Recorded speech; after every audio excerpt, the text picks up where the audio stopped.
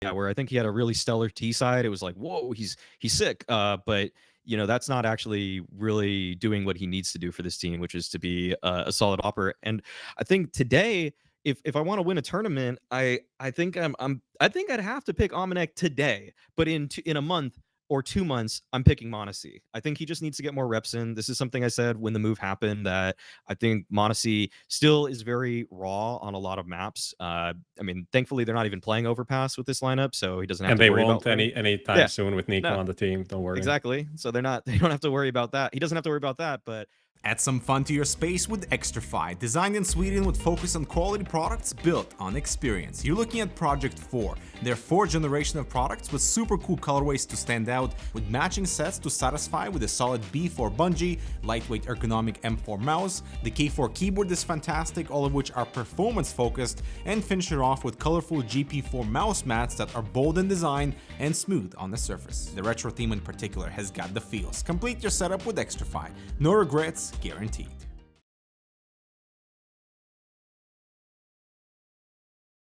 Fist bumps go to the teammates. I wanna see you falling fast. Win the round.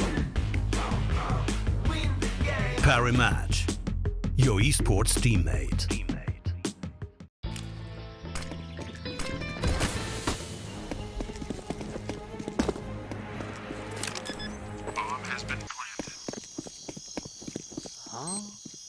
Hey buddy, let me show you how to fix that. Bitskins.com. Buy and sell skins instantly. Deposit and withdraw funds instantly with crypto or directly to your Visa card.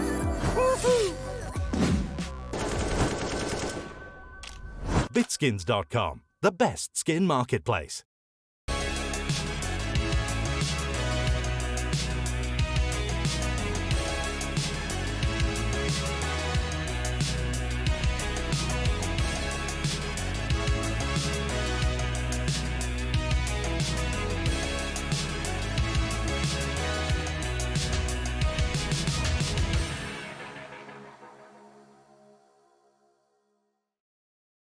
Welcome to Half-Life Television Confirmed, or HLTV Confirmed for short, powered by Bitskins. Buy and sell CSGO skins and items. Parry Match, gamble responsibly, and Xtrfy, mice, keyboards, pads, headsets, and all that good stuff. Check them out if you're in the marketplace for that. It's Tuesday, the 8th of February, 2022.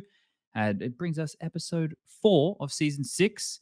On tonight's show, we're going to cover all things Counter-Strike, the recent news, the next CSGO Major, the rules and regulations around that, Blast Spring Groups, how it came to its conclusion.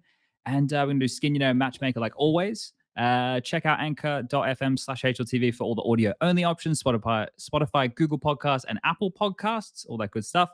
Before we introduce tonight's panel, just quick shout out to our boy Bubsky, who was meant to come on the show tonight, but he's not feeling too well, so we weren't able to get Bubsky on. But he might come on in a future episode. So if you were excited for Bubsky, we might get him later. But we did find a last-minute replacement. Before we get there, we have a very unhappy, as usual, Lukas. Lukas, things not going well on a Tuesday. No, I'm having a Monday on a Tuesday right now. Were things going well up until we started getting things going for the podcast, or what's going on? I would say everything started being bad around 6 p.m.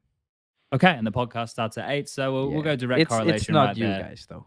It's not us. It's not us? Yeah. No, I love you guys. All right. Well, Lukas, even me.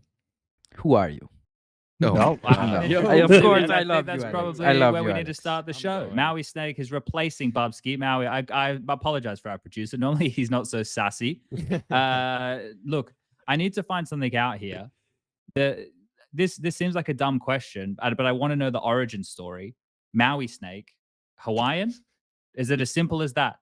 No. The username actually comes from a couple different sources, and it all came together for this brilliant username. So the first is that I used to play this platforming game called Maui Mallard. It was called Cold Shadow. It was like a Donald Duck Disney IP game, and it was just it had really sick kind of pixel art in it. So it was a game that I attached myself to. And also, I just came back from vacation in Maui in 2nd grade. So this was on the brain. I was like 8 years old, and I made this username. So yeah, it's a really old username. But and also, there's no snakes in Maui. There's no snakes in Hawaii in general. So one of a kind. Okay. All right. There we go. I was going to ask questions like, what's the ping like So in is Hawaii and sponge? stuff? So is sponge like? Are you sponging? Are you just absorbing things, or are you just you So kind of mine is, dirty? is just as like when I was young as well. I was like 14 though, so I got a couple more years. I think I could actually be tried for murder as an adult at that age, right? So I should be Mm. making better decisions for my name. But I used to bodyboard, right? For some people, like that's like surfing, but you lay down, right? It's not as Yes, cool, with your right? stuff, with your tummy. Yeah, it's a bit more niche, right? It's a bit more niche, right? There used to be a website called Sponge Bodyboarding, and I was super into bodyboarding, and then I started playing Counter Strike, so I was just like, I'll just call myself Sponge, right? And shit name, but it's stuck, and now I'm a 32-year-old man. Prof, is yours anywhere near as exciting as either of those? I think it was on par with the two of them. The whole history is I started playing CS, and I started playing with some friends, as you do. But then at some point, I started being like that anal guy that tells everyone what we should do. You know, I started learning smokes and shit, and then like, oh, we need to do this, throw these smokes, and then people didn't know the smokes. Then I would get upset and shit. And then this one guy was just like, "Okay, professor, we'll do what you say." And then I was like, "Fuck this guy." Then I memed on him, memeing on me, and just made that my nickname essentially. Okay. And STYKO, you don't strike me as a football fan. No, this could not be any more boring than Counter Strike Striker. Okay. That's Wow. exactly the Easy. the At least it's like, better okay. than counterer. Yeah, all right. that would have been worse for sure. All right, not very creative, a lot of us here, but we got through the nicknames. Everybody's introduced. Now we can get to the show. Lucas, roll the bumper. Oh no. I can't find not. it. I can't not rolling find the it. bumper? We're not You can't find rolling the the bumper? bumper. So That's you the just first on the confirmed. deer, by with the No, way. no, your I'm deer in ready. headlights, man. I am ready. You ready? Should we do it again? Yes, we do All it right, again. Lucas, roll the bumper.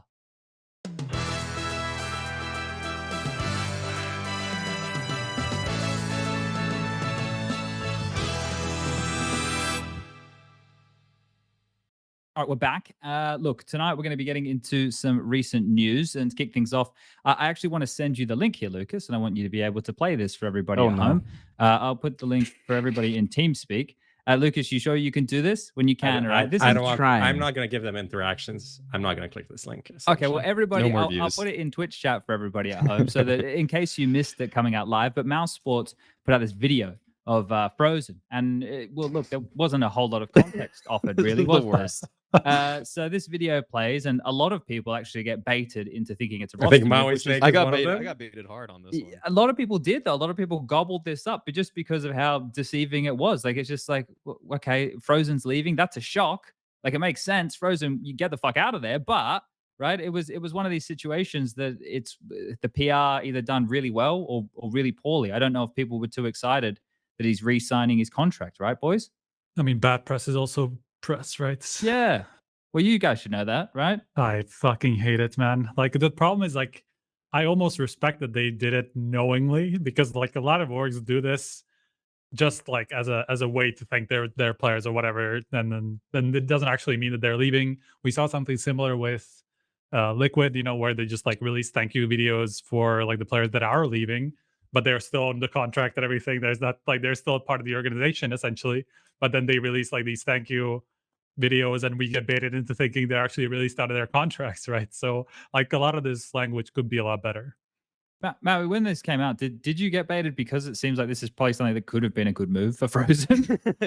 I got baited because OG, the other that's team, right, quote yes. tweeted it, and immediately I saw that one. I saw that first, actually. So I saw that, oh, OG got frozen, and it looked like it was going to be a video announcement that he's departing, right? So I mean, this backfire, because everybody, including myself, who did get baited, said, "Oh, this is a great move. This just works for Frozen. He should get off that dumpster fire of a roster, and he should go somewhere that actually can use some of his talent." So I think for MOUZ, they're probably like, huh. It's definitely that meme where it's the Wojak where he's wearing the smiling face, but in fact he's crying behind the mask. It's this is like, yeah, I got him, but he's just in tears. He's crying. I'd say himself to the sleep. social media team, like they're taking a plus, like their interactions are through the roof. But the PR team, they're taking the L on this. But since MOUZ is a small org, it's probably the same team anyway. So Something like this though just sets it up for like the next ropz, right? Like in the sense that Frozen is probably, unless this team makes leaps and bounds, which we haven't seen yet. We don't know what the new roster is going to look like. Maybe they're great, right? We don't know just yet. But from where they were last year and what we're expecting for them to come out of this year, like Frozen is a talent that could probably be used elsewhere, right? So Interesting one there, but it's good for MOUZ that they were able to hold on to his services. How long was the renewal for? Did it say? No, I think It's a multi-year. Multi-year. okay. So at least 2 years. At Yeah. least 2. Okay. Well, that's I would good. imagine it's either 2 or 3. I would imagine it's not more than that. Okay. All right. Well, that's probably good for Frozen. I don't think we need to dive too much in there. I mean, I don't know if it's really good for Frozen because of the things that we actually mentioned just now. Like, it seems like his career is going in, his form was going in a direction where in 6 months he could be in any international team, essentially. Like, that's how I see it almost. And now extending for multiple years means that definitely next year he's not going anywhere. And But then 2024, maybe 2023, halfway through, maybe we see him move like we saw ropz, right? But where would we see him go at the moment anyway, right? Like, he wouldn't be going to a team like G2. He wouldn't be going to Vitality. He would Probably be going Astralis when they go international. Yeah, okay. So we've got to go 6 months down the road because we still need to I go mean, through but 6 months is a pretty short period, right? That's what Yeah. I'm trying to say. You But think I all the understand. teams are going to be international at some point soon, and then I just lose this bet by default? Like, is that what's going to happen, Well, Prof? the problem Yeah. then is like you still need one of like for this bet to work in my Oh, they need favor. We still need one of consistency. them to be consistent. It's not like Ah. there needs to be a international team in the top 3 for 6 months straight. That wouldn't be as hard as this is, man. Yeah, Because okay. yeah, eventually, like there are going to be enough international teams that like it's just going to be inevitable, right? Too many numbers. Too many bloody numbers. All right. Do you guys want to jump forward to the next bit? Because I want to get into the major news. That's the exciting stuff here, isn't Have it? you Oh, you want seen to talk this? about this, Lucas? Yeah, the academy team is currently ranked higher than the main team. Now, our resident expert here on this, I guess, would be you, Striker. Sure, I guess. Well, you're by proxy, right? We look for you to tell us by proxy where these decisions come from and how maybe they were made. Because if anybody's going to know, This and is it's not a not decision. Peter, This is a system. you. This is a system. It's not like I we know decide. it's a Okay, this team system, goes. but someone needs Just to throw understand him the under the system. bus. Yeah, exactly.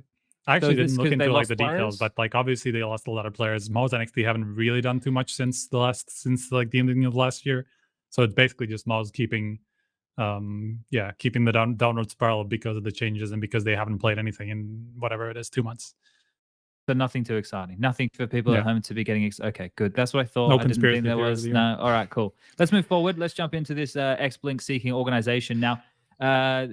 Prof, I look to you, to this part of the world here, to help me out.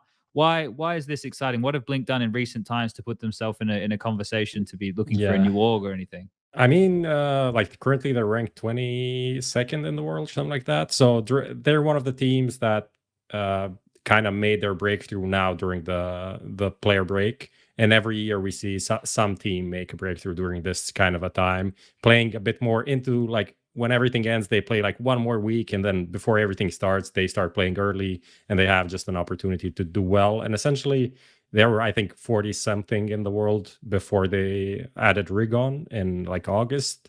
And then the whole second part of last year, they were just like steadily improving, like beating teams, Entropic, Force, whatever, Dignitas, all of these like sub-top European They beat teams. Copenhagen Flames too. Copenhagen Flames, yeah. Not even sub-top, like some of these, like some of the major attending teams and teams like around the top 30 in the world, they beat. Not all consistently, but you know, and they played 2 seasons of ESCA where they finished top 4, 5, 6, just below the line of getting into the promotion for Pro League. So that's kind of where the team is. Like they're a very promising team, I'd say. And most importantly, that they're not free agents and they don't, from what I know, they're not asking for a huge salary. I'd say I think of them like kind of what Entropic was when they kind of got dropped by Winstrike and they were looking for an org. That's kind of the team they are. I'm not saying they're going to be top 10 and play the next major, but for a team that doesn't have buyouts, doesn't have like huge salary demands, this is a nice opportunity before the major to kind of maybe have a gamble. And who knows, like if you get to the major, get stickers, that's instantly, you paid out the whole gamble in 3 months, right? Okay. Yeah, from what I've seen of this team, Juan Flatro is somebody that I've kind of had my eye on for a while from back from the Home Sweet Home kind of cups. That guy was always finding ways to just find impact. He can basically pull rounds out of his ass with just a deagle, very like more than you would think. Even for kind of a tier 2 level. So he's pretty exciting. Rigon was, I'm pretty sure wasn't he part of Contact or some for a short Yeah, period he's of been time. floating Yeah. around for a while. Yeah, and he's won like a handful of FPL seasons, I guess. I don't know if they're months or whatever they are, but consistently he's in people's streams, and he actually streams himself, and he's pretty nasty also. But I think that this team's win condition in a lot of games is just it's setting up like Juan Flatro, even their opper, who I think is GXX. Yeah, GXX. He even sets up Juan Flatro sometimes. So Juan is definitely the truth. Like Juan can be a player that could maybe take a step above. I don't know about the rest. I think Synopsy's decent, but I don't really know how I feel about GXX or their fifth. So there's a couple of good pieces though.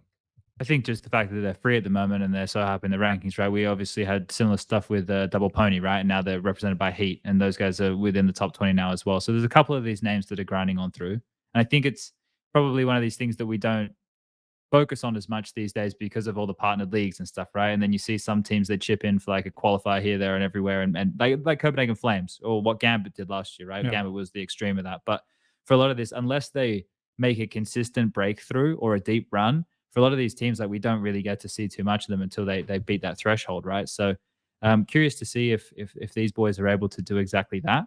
All right, I'm cool to jump forward into the next, the big news if everyone else is. All right. This is the fun stuff. This is the bit everybody's been waiting for, and it feels like it's been getting closer and closer, Striker. The PGL Major has been announced, 2 in a row for them. So they've just had Stockholm. Now they're going to be doing one in Antwerp. I'm going to quickly grab the picture of the arena that I grabbed before for Lukas to whack up for everybody. Striker, with this announcement here coming out from PGL, a bit of a surprise to see 2 in a row. Remember, when was the last time we had a TO run 2 consecutive majors? Does have to go back to like ESL days, right? Yeah. Yeah. And that wasn't until that was like back in 2015. 15, yeah, pretty sure that's the last one. So that's pretty crazy that they've gone back to a decision like that. So did you think it comes as a surprise here, Striker, to have PGL do 2 consecutive majors? Not necessarily as a big surprise, because from what we know, only 2 reasonable TOs are pitching, which is them and ESL. So obviously, like either they're going to split it 50-50 or one of them is going to run consecutive tournaments. So it's not like it's a big surprise, to be honest, that it's kind of up Valve Street anyway to put the major in the hands of somebody smaller, or just not ESL essentially, because they obviously run most of the calendar otherwise, right? So this is kind of Valve's way of trying to deter them from the monopoly and all of that stuff, right? So I think it's like, I know a lot of people were disappointed to see that it's PGL again, but like, first of all, you kind of have to understand that this was probably decided before the Stockholm Major was even run. Like, I'm pretty sure they just got 2 in a row like a year ago, when this was decided first. So it's not like they would have changed their mind based on what happened in Stockholm. And obviously, PGL have touted Stockholm as like the most successful major of all time, and from Valve's perspective, probably is going to be pretty good in terms of the viewership and the sticker sales, which were amazing apparently. So it's not like they're going to look at this as a failure of an event in Stockholm. So you have to take a look at it from their point of view as well, not just the broadcast, which obviously had its issues. Yeah, I think that's obviously one of the big conversation points there. Another big talking point, Prof, was the location. People seem to be quite happy with how central this is in Europe. Are you expecting we get kind of Cologne type vibes where there's no home crowd? We get people from everywhere. I mean, there's certainly not going to be any home crowd. Like, for could they root for? Yeah, I mean, Scream and Existence coming back to CS and like being the hometown favorites. Like, there is not going to be anything of that sorts. Maybe, I don't know if there's any relevant. They get to go for the French and the Germans, right? They get to do both. Yeah, but I think it's for the UK people, it's very close. There's like direct flights everywhere. The whole Scandinavia, Nordics, you can fly to like whatever Charleroi airport. And remember the good old event that happened there like 2 years ago. Great shit. But yeah, it's very accessible to like Central Europe, to Paris, to Berlin, to whatever, Germany, all of those things. I looked it up. It's only it's just about 3 hours from me from London, just via train. Yep. So Yeah. it's awesome. Yeah. Yeah, I mean, basically, like pretty convenient. Yeah, exactly. With the UK, Germany, and France, that's already 200 million people. How much does Europe have? Like less than 500, no? So that's like most of Europe in one place, essentially, like within hours of a train, or even like an hour-long plane if you want to go from somewhere further away. And it's so close to Brussels as well. So in terms of flights, like everything goes through Brussels, and when you go like overseas and stuff like that, there's a lot of connections there. So clearly, this is a very, very accessible place for people. And a new place, somewhere we haven't been before, right? Yeah. So this would be interesting. Interesting to see how this one goes. Obviously, we know that there's still ups and downs in different places all over the world with the whole COVID situation. So I think we're still a little bit touch and go with some of these arena events. But that has to have played a factor, I guess, in why some of these things are getting announced so late, is because we're still a little bit uncertain as what's possible. Things are always changing. May, what was the biggest takeaways with the major announcement for you? Was there anything that stood out, or do you start getting into the conversation about the rule book and whatnot? If you're talking about PGL in Antwerp, I guess the location's pretty cool. The fact that it's not going to be a biased crowd is big to me. I don't want to see a fall finals repeat in terms of what happened in the Danish crowd there, but it's not. I think other than that, it's just kind of rulebook stuff. How they're consolidating who's going to be playing in what events, and how it's just going to be that single RMR tournament as opposed to the point system. So if we want to get into that, we can jump for sure. Yeah, I think that's one of the keys, right? What they announced with that in terms of the way that things are going to be structured, and what you're just talking about there, the RMR just basically being one event before the major, acting as a qualifier. I think that now puts so much importance on that event. What do you recommend? Because before, when it was a point system and it was confusing. Now it's like this event is the second most important event other than the major, right? It puts a lot of pressure on teams in a way that I think before you could afford to make some mistakes, and now if you just lose two BO3s, if you have a bad draw, it's really going to be telling and important to see how they seed this. I think that's actually probably one of the most important things, because if it's the invited teams versus like a few teams, for example, have to requalify, like Liquid and EG, they have to requalify in the North American side of things. So that means they're going to come up with a qualifier slot, and if it's just kind of one-to-one qualifiers have to play invited teams, there's a chance that maybe they finish third or fourth in their qualifier, and then they just have to play Furia first off, and then we don't get one of EG, Furia, Liquid at this, when they're obviously the three most important teams for the North American space. Yeah, I mean, I don't think that's going to happen just because of the North American region handing out at most 3 invites. So it's going to be 16 teams. So it's not like there's going to be, like, it would have to be really poorly seeded for that to happen, I think. So hopefully that's not going to happen. And there's obviously a lot of criticism towards like the way that Valve have seeded things from the first rounds because of, it's kind of like drawing back on previous majors and stuff like that. And obviously, as you said, like Liquid EG have no previous results because they lost the core, right? So that could in theory happen, but I don't think it will, just because of the way that this RMR will be set up, which is basically mostly qualified teams. It's going to be vast majority qualified. I think one of the keys here, right, because we've almost jumped a step, is the fact that this information now, and I'll post this in Twitch chat for everybody if you want to take a look for yourself, has been made publicly available by Valve, right? They've published a rule book. Lukas, I'll link it here so you can bring it up as well. That basically points out how the majors need to be run for the TOs and the different formats, the way that the RMRs are going to work. There's some conversation going on at the moment about there was something for the players to sign in terms of a rights release. I saw some stuff about that, whether that's infringing on what these players have within their current teams and contracts, what the TO needs to do. Yeah. Just to touch on that before we kind of move on, because it's kind of like a small issue anyway. I think that was always the case at majors. It's just now public. I don't think this is any new information. I think it just got, because it's just began circling around because of this release, like of the major rulebook. That's why it got some traction. But I think people have signed this like since the start of majors, I'm pretty sure. Yeah, I don't remember if I did, but I probably did, right? That's how silly it sounds, but it's one of those things that's like, hey, you need to sign this to play in the event, have a quick read through, and it's like, yeah, okay, whatever, right? Like, and then back then, I guess we didn't have the same contracts as what the boys are having out there today. What else did they talk about here? Like the VAC ban rules. There's a lot of stuff in here, and a lot of this was either known before or got put out, but not in this degree, right? There's certain things in here that talk about the workshop maps. We had a discussion about that after IEM Winter, I think it was, where we spoke. I mentioned some comments with ropz. This was one of the things that I think ropz wanted to see, was something public like this, so everybody is playing by the same guidelines, and that's really important about this, is to have these guidelines. Now there's a minimum bar that's set and it's public for everybody. I did see a tweet, Prof. I think it was from Messioso, from Graham. I think it was. Am I referencing? I hope I was referencing the right one. And they were saying that hopefully it gets followed this time. I don't know what he was talking about with that. I presume it's based on Like even it wasn't a rule set, but essentially it was rules that were put out on the Counter-Strike website regarding RMRs and stuff like that. Like what kind of rules you have, how many teams you have to have invited, to ratio of teams that get points and stuff like that. And there were inconsistencies in the last RMR cycle. Was that like the Summit, one of the CS Summit ones? Not even that. I think it was mostly later on in terms of actually the CS Summit one. Yeah, that was one with the, because at some events they took in the closed qualifier as part of the event, and they like it was a lot of bullshit going on. But yeah, there was the situation when then EG finished last in their group and got points, and in the end qualified for the major over someone like Xtrfy or whatever.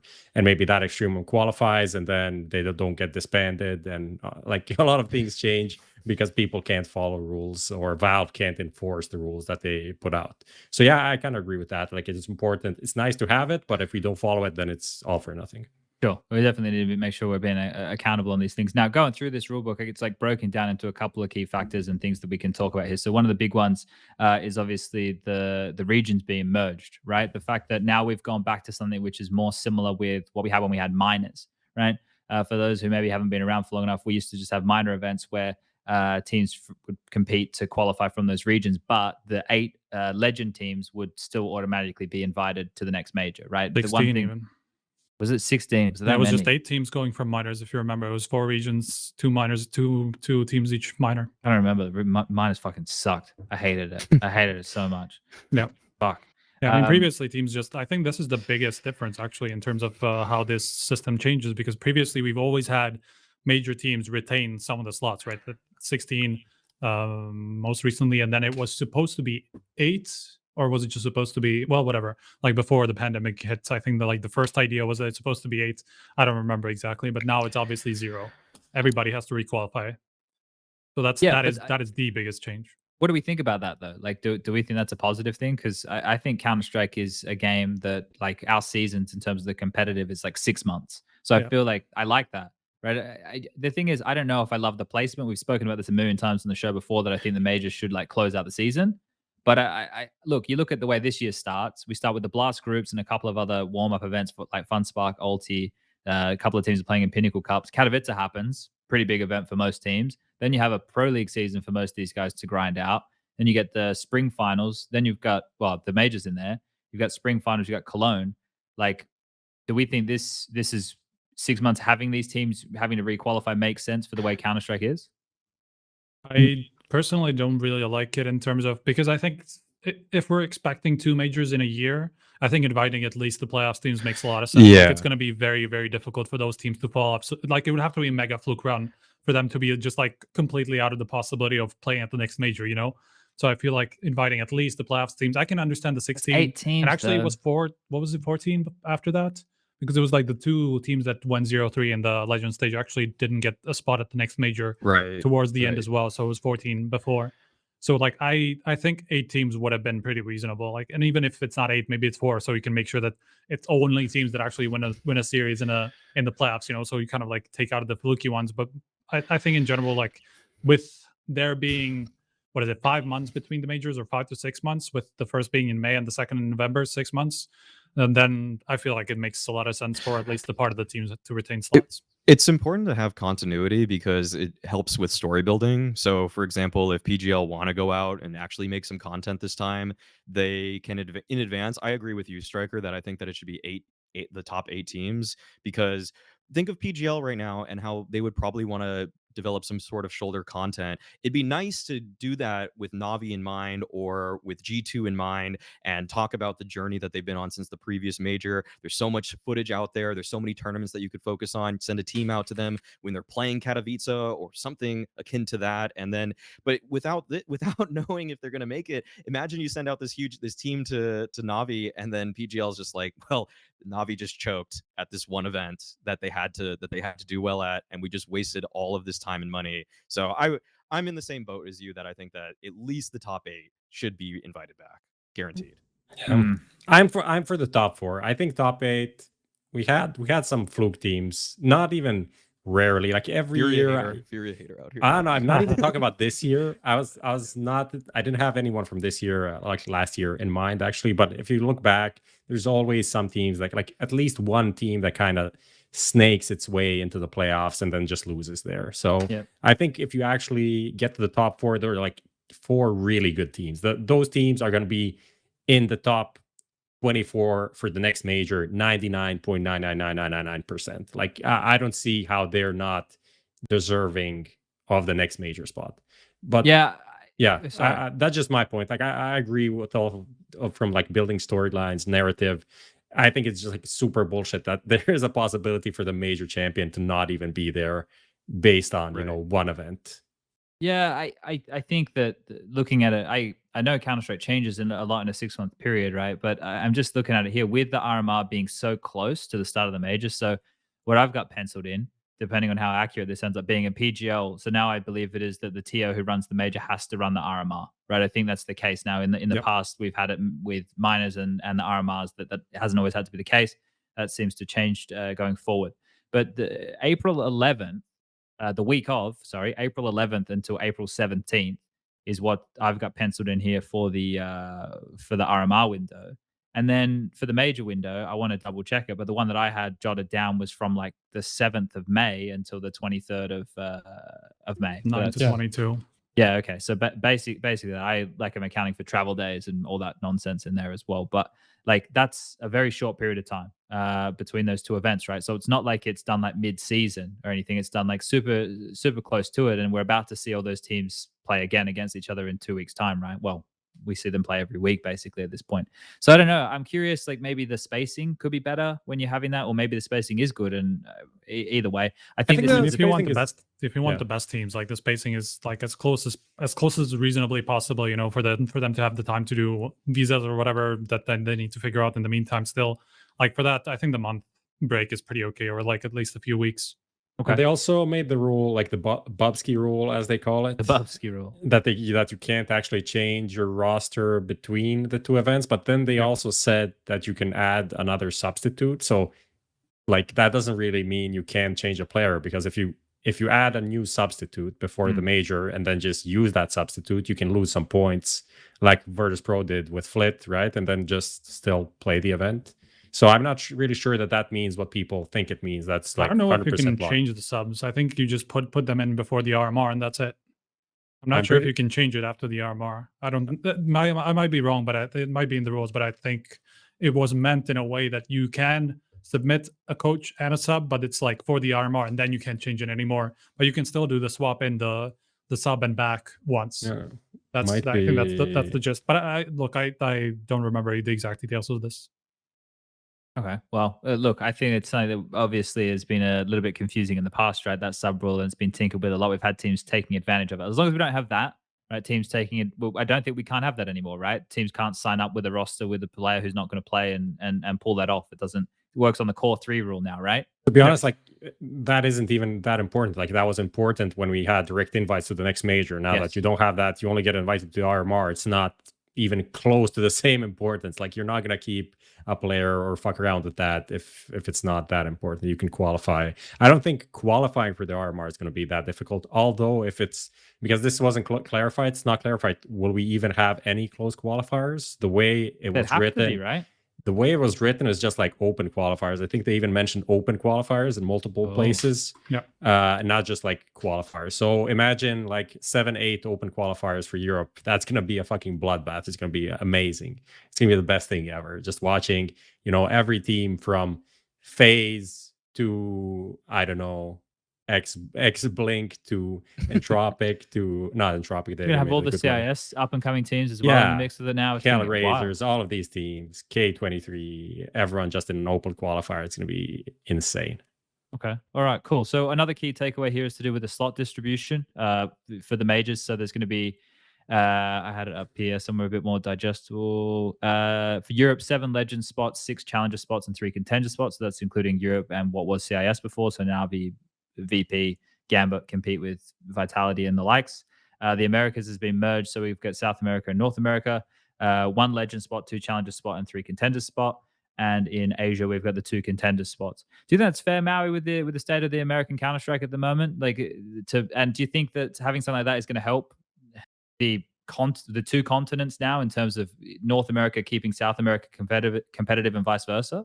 I mean, South America was basically North America anyways. It almost was unfair for the teams that were qualifying that were Brazilian in North America because it just made their job harder, even though we still got pain making it through, and a couple other teams like Godsent, for example. It always feels like it's a little bit easier, except for the fact that there's less spots. So I think it's good that they're combining it, personally, because people would just move between the 2 regions. I mean, mostly South Americans moving up to NA, but yeah, I think that's fine. Wait, how many spots is it for 6. NA? 6. I mean, thinking about the current landscape, that feels about right. I mean, I mean, obviously I have a lot of bias. I might make it 5, so that's not. I think 6 is fine. I think 6 is good. We're happy about that. It's a good Yeah. starting point for sure, but it can change. Like if you don't, you basically the only spots that a region has locked are the contender spots. So if you don't, like if all the NA teams don't make it through, they're just going to keep the 3 spots that they have for contenders for the next region. So there's some pressure on them to make sure that the region still has like as many spots as possible at the major, right? But that can also increase, obviously. Like if they have enough, if they churn enough good teams that actually make it through to the next stage, then they make sure that that region has more spots at the major, right? I think it makes sense. I like the way that it's going to change like that, or it could change like that, right? Because you're going to have that baseline, but then depending on how good you are, we're going to see more of your teams from the region. And I'm curious to see if it works the other way, that a lot of the South American teams go back to South America, like leave North America. Because I know a lot of them moved, right? Now there might not necessarily be the need, because if you're all going to come together and play together for that qualification anyway, unless they have, I don't know, sponsors and all that stuff, kind of important, really, isn't it? All right. I think that's fun about this actually is that it's going to be interesting to see how these teams prep for the NA or America's qualifier. Are they going to go to Europe to try to get the best practice, or are they going to try to play interregionally so that they can get more familiarity with the teams that are actually going to be at this event? So I think that's going to be telling to see, because like EG, for example, have already kind of put it out there that they're just staying in Europe for the most part. So that's going to be, so you'd think that with all that practice, they should just come into the event being the best team with the most practice, but in actuality it might behoove them to play a little bit for a couple, maybe a week or 2 before the tournament to get just to know what they're going to be facing up against. Yeah, I think the 00 Nation said the same, like that they were going to do everything in Europe. Oh, they're going to have to Nation go. said it? Okay, that's good. I think they were going to spend a lot of time in Europe. But I think they're based in Portugal, Porto or something. I don't know. Okay. What do you Okay, have that's nice. against 00 Nation? What is going on here? They could be all right. You never know. I mean, they're obviously leading the way in this regard. Whatever they do, that's just what every team should probably do. They should just take up on that. We'll get excited. Try was okay today. He got some kills. He's doing all right. Absolutely. That could be the next thing. All right. In terms of this other major announcement, do we have? I'm anything... really down to explore this beef that's happening between like Mauisnake and 00 Nation for some reason. I'm just saying, using them as the trailblazers for how these teams should be prepping for the RMR event. I don't know if that's like I don't know if that's the path I would take. I just mean they're practicing in Europe, right? I think that was the thing that we're going to stay in Europe. I don't know what they're going to do. I think they don't have any choice, right? They have to. I don't know. So I feel like 00 Nation, EG. I don't see what's the difference like in terms of these 2 teams. Like, why are we taking one seriously and one not? Like, if you said like Liquid, then I'd be okay. If you said one has 3 major winners, one has 1 2-time major winner. Okay, so that's 3 greater than 2. All right, but 2 major MVPs versus 0. Oh shoot! Or you're right. Yes, Tarek was the MVP. So I don't know. But we have a E-League MVP right there. That is true. That is true. So. Wow. All right, we're really digging deep in the trophy cabinets here. All right. Was there anything else from the major announcement? The city, the host, the rules, anything here that we're missing? That's big stuff that we should cover off. Just trying to think if there's anything hugely exciting here. I mean, it is exciting that PGL actually put out an ad for the audio engineer. That's I think that's actually them that's being pretty interesting. Is that a joke or I didn't see that? No, they really did. They really did put out a job listing for an audio engineer. So, that's the kind of improvement we need. And for PGL to admit the defeat and to actually look forward to improving upon what they did in the past, I respect them a lot for that. I respect PGL a lot. Yeah, it'd be interesting, right? Because the thing is, during the COVID era, we didn't see too many PGL events, right? So now maybe we get some more PGL events, and I think most people were happy with when the games were playing, right? So it's everything else. If they can just make the games interesting and like everything being very close, that would be a great job from PGL. Yeah, I think they have a great track record in making great playoff brackets and exciting finals. But that's the thing, right? You could have like all the bells and whistles and all the side content. And it could be perfectly polished and everything, and then the games could be shit. So it doesn't matter. Doesn't matter how good everything else is, because like the quality of the actual thing that people are tuning in to watch is just terrible. It's like that's you can't control that, right? That's the FaZe Major overall was kind of like, I don't remember there being a lot of issues except like a couple of first days where I think there was that like no footstep bug, or was that major? That was one of those. That was really fucked up. Yeah. But I think the production was like fine, but the matches, especially in the playoffs, were super shit, and no one remembers that major. I remember there being production issues, and they like basically like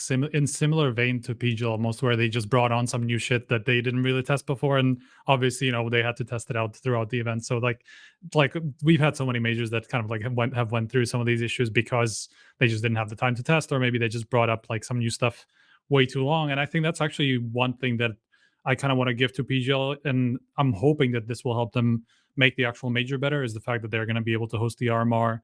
And that's a lot of fucking teams that they're going to have to cover, and a lot of time, a lot of matches, because it's 52 teams that are going to go through the RMRs overall. So it's going to be a lot of fucking test time for them to work out all the kinks in the broadcast and everything like that, and hopefully be ready for the actual major, for all these issues that they could have potentially faced to be fixed well ahead of time, so that's something that I am pretty optimistic about them being able to fix.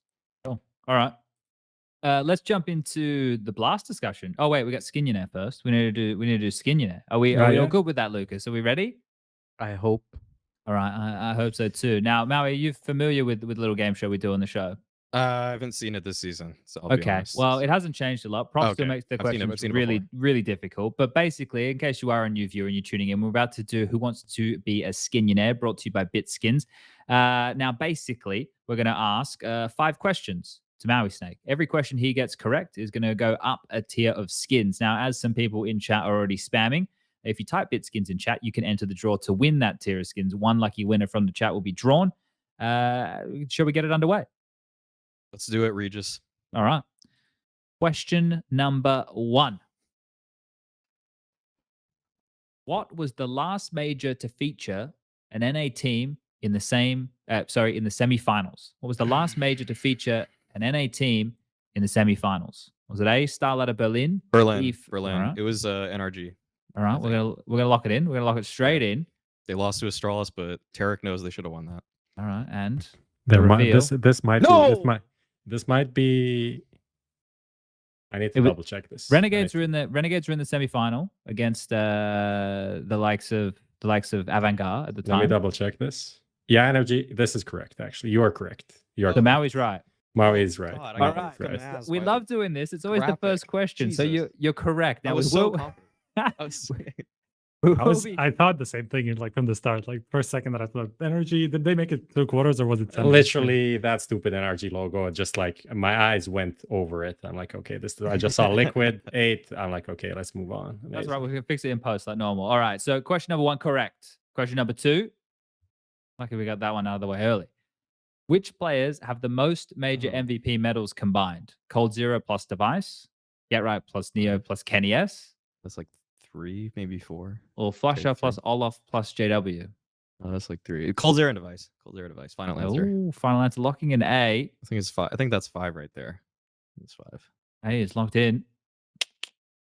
Correct answer is Cold Zero and Device. All right, 2 out of 2. We're on the trot here. The Water Elemental Glock.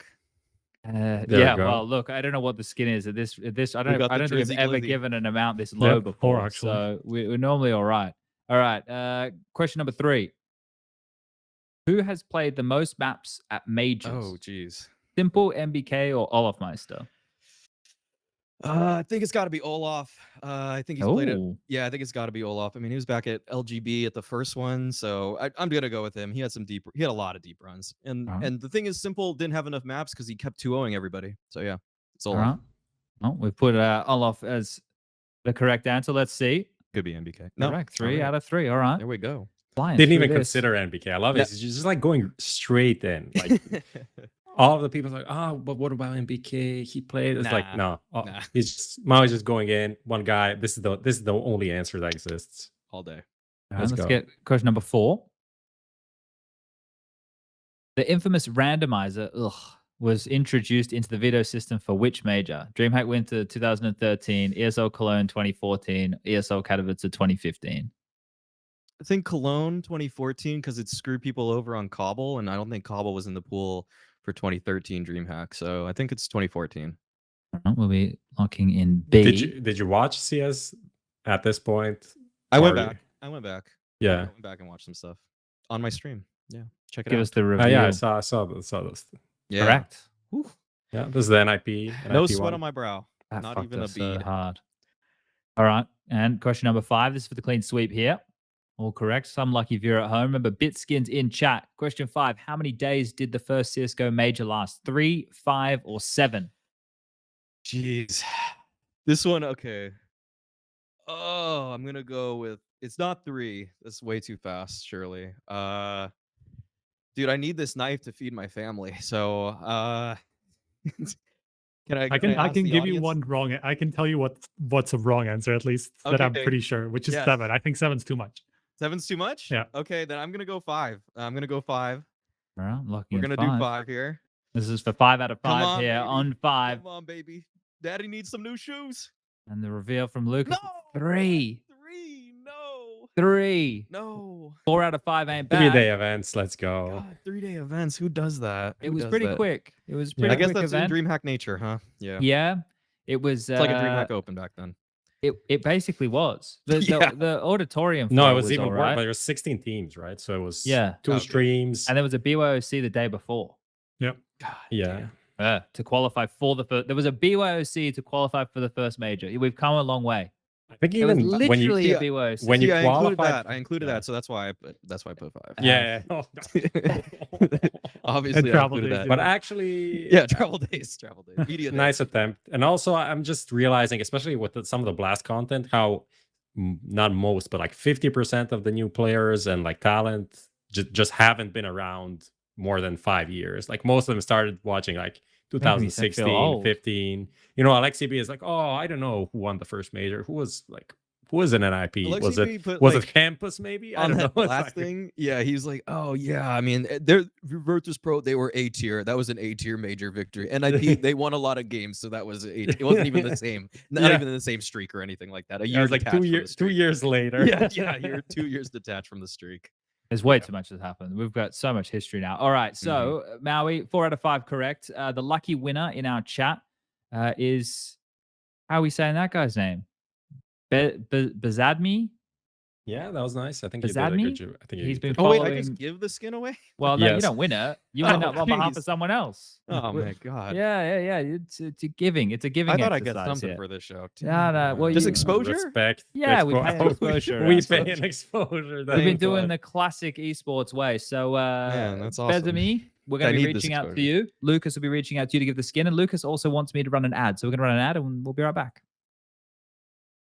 The Xtrfy M42 RGB, what a fun mouse with 5 colorways, lightweight frame at just 59 grams with a swappable backplate to suit your grip style, the sensor, the easy core, the smooth skates, and driverless control for RGB and DPI is why you should check out the M42 RGB down below. Fist bumps go to the teammates. I wanna see you rolling fast. Win the round. Win the game. Parry Match, your esports teammate. Buy and sell your skins now. Easy, fast, and safe. The best skin site. Credit card deposits and withdrawals. Instant cash out methods. Get the best deals. Quick, simple, reliable. Bitskins.com. All right. Kind of rounding out the Counter-Strike news, I suppose. We're going to be taking a little bit of a look at Blast. Maybe more than a little bit of a look, quite an extensive look, because this was roster debuts for a lot of big teams. Now, we were talking about it. We were trying to set expectations of what to expect. There was obviously big names going into this. We had the G2 and Vitality ones, FaZe as well with the ropz debut at the tip of everybody's tongue. But one of the bad taste that's been left in everybody's mouth on the other side of things has been the format striker. Now I know that you were kind of warning people in the lead up that maybe there might be a couple of qualms, but after it's all unfolded, that's where people, as usual, have come out and said they didn't quite enjoy it. Do you want to give everyone a bit of a rundown of maybe why that was? Why people didn't realize it in the first place, or why I think it's shit? Well, the org and the Krieg went unchanged in the game for years, Right. STYKO. I think that covers everything we need to know in that regard. But yeah, like the format itself, why did we have so many issues with it after the fact? Yeah, I mean, I don't know why people had issues with it after the fact, because I saw it coming from a mile away, man. Like it's just in general, like it's so obviously designed just for teams to play more, right? And even then, you kind of fail at that job when you make them play rematches at the end in the LCQ with the last chance stage, whatever, where basically if that's a rematch, that means the previous match is just meaningless. That actually meant nothing. So what's the point? You might as well just make them shift at least at the end. Like that would be at least one saving grace of this format, where you'd have to do that, right? So that they play as many different opponents as possible. And I'm okay with that in general, as in a format, where you get tested by a lot of different teams, a lot of different stages and stuff like that. Best of ones, best of threes. I really don't mind like that concept or that premise. But in general, like the way that the intensity flow was just completely off. It went from kind of meaningless for just seeding into a straight elimination match in the first knockout stage, into a double elimination, into like straight qualification. It just didn't make sense.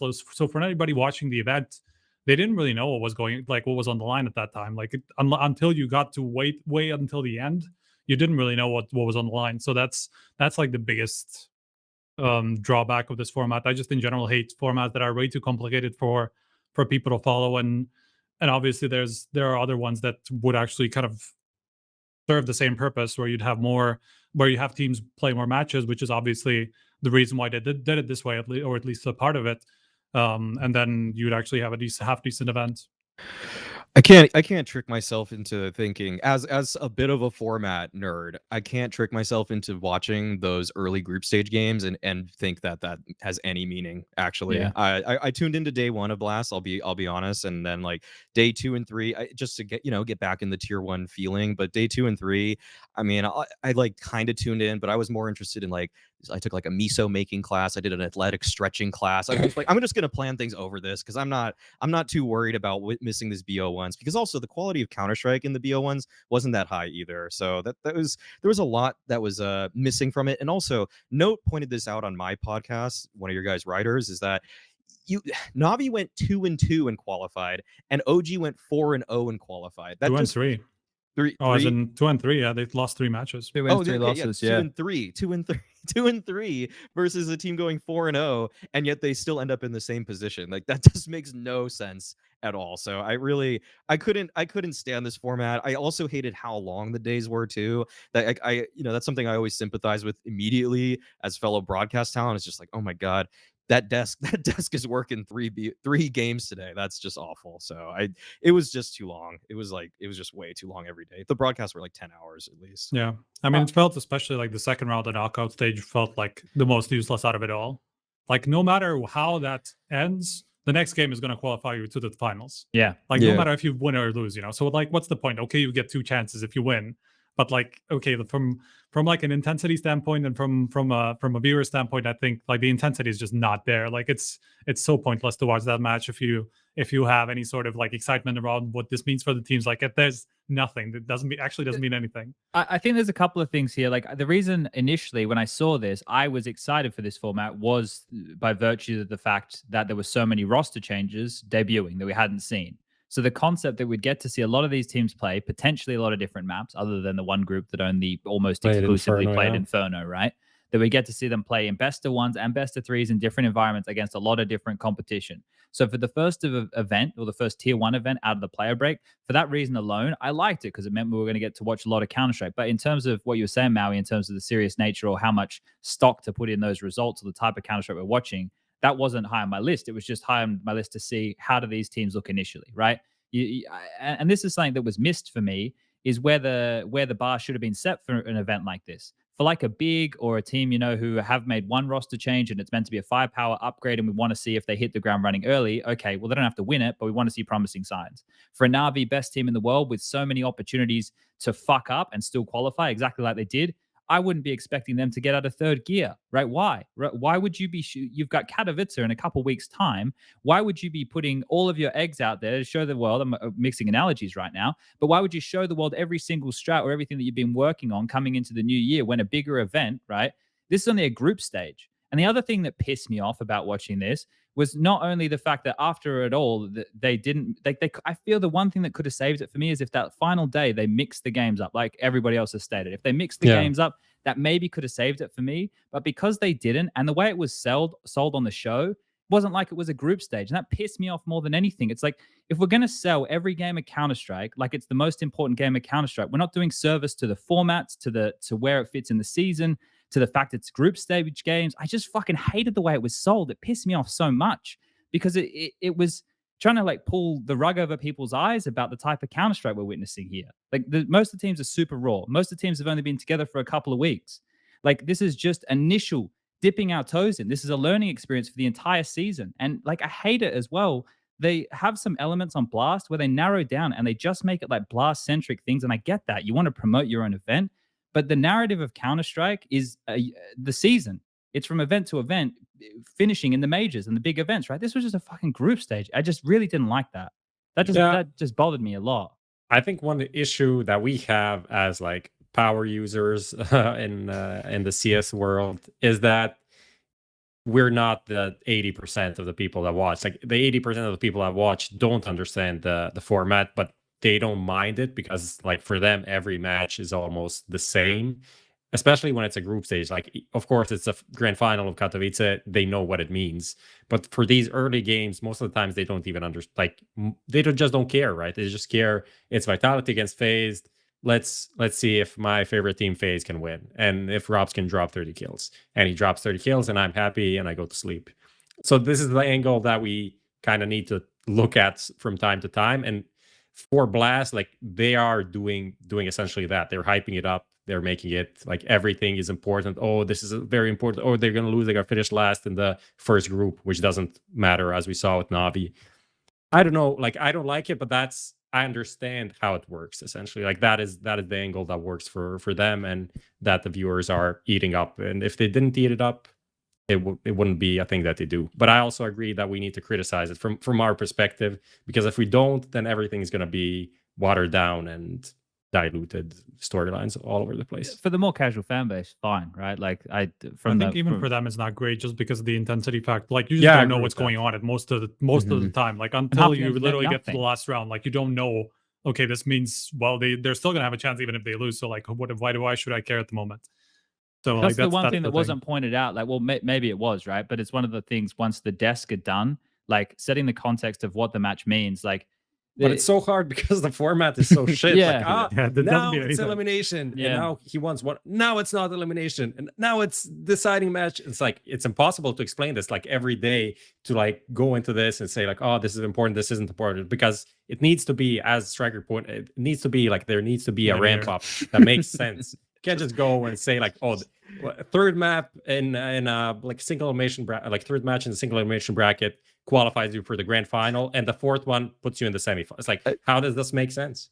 I just can't even imagine it. It's just like Freya and the desk are like, all right, folks, this is the third time Navi lost, but don't worry, they still have yet another chance. They play their trap cards. It's like, what is going on? How many lives do these teams get at this essentially? But I would even like if they went with that kind of an approach, like if they put some like live counter, and let's say if you finish first in the group in the BO1s, you have one extra life, and then you go into the last qualifier if you get eliminated early. Like make it so the first part means something and the second part is more understandable in terms of like what it means for every team. I don't know, maybe that could be some sort of a solution for this, because it's not easy to do a format for 12 teams, and if you want to break it up in like meaningful kind of segments, I'd say.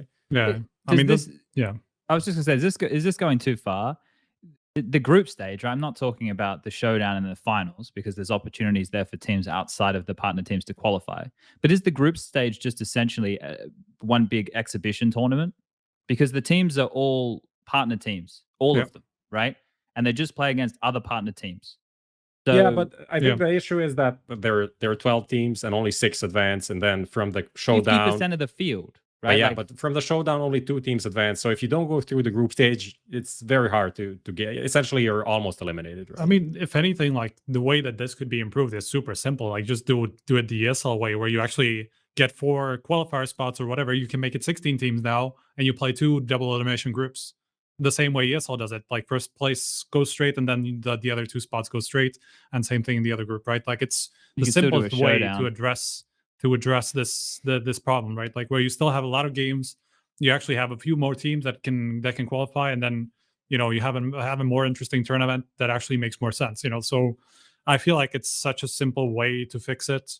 That isn't even that much of a problem, I would say, if you want to add 4 teams. So yeah, I from the start didn't make sense to me.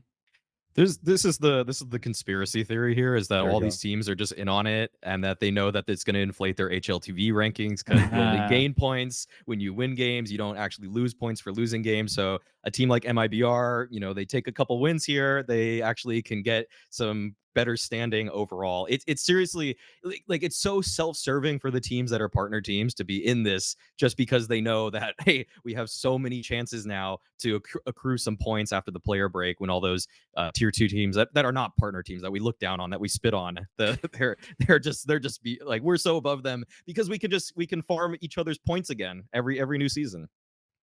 Actually, yeah, that's a true way of talking the about blast that too. groups are definitely the bane of not only like all ranking ranking systems, like ESLs as well, and ours to a smaller degree. But yeah, it's just pain. Like you have to take those results into account because these are the best teams playing, but at the same time, it's super annoying because you have teams, as you say, like there's no heroic, there's no Gambit, there's no Entropic, there's no VP. Like these are big names. Four of the top 10 teams. I don't know if Entropic's top 10 or like 11th or something right now.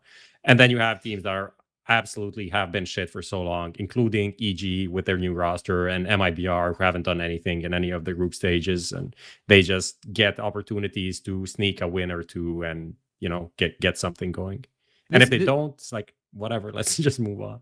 Yeah, look, this is the way it's always been with blast formats, going back to the beginning, right? Where it was best of 1 round robin, and it was like, we've had these type of interesting formats since the very beginning.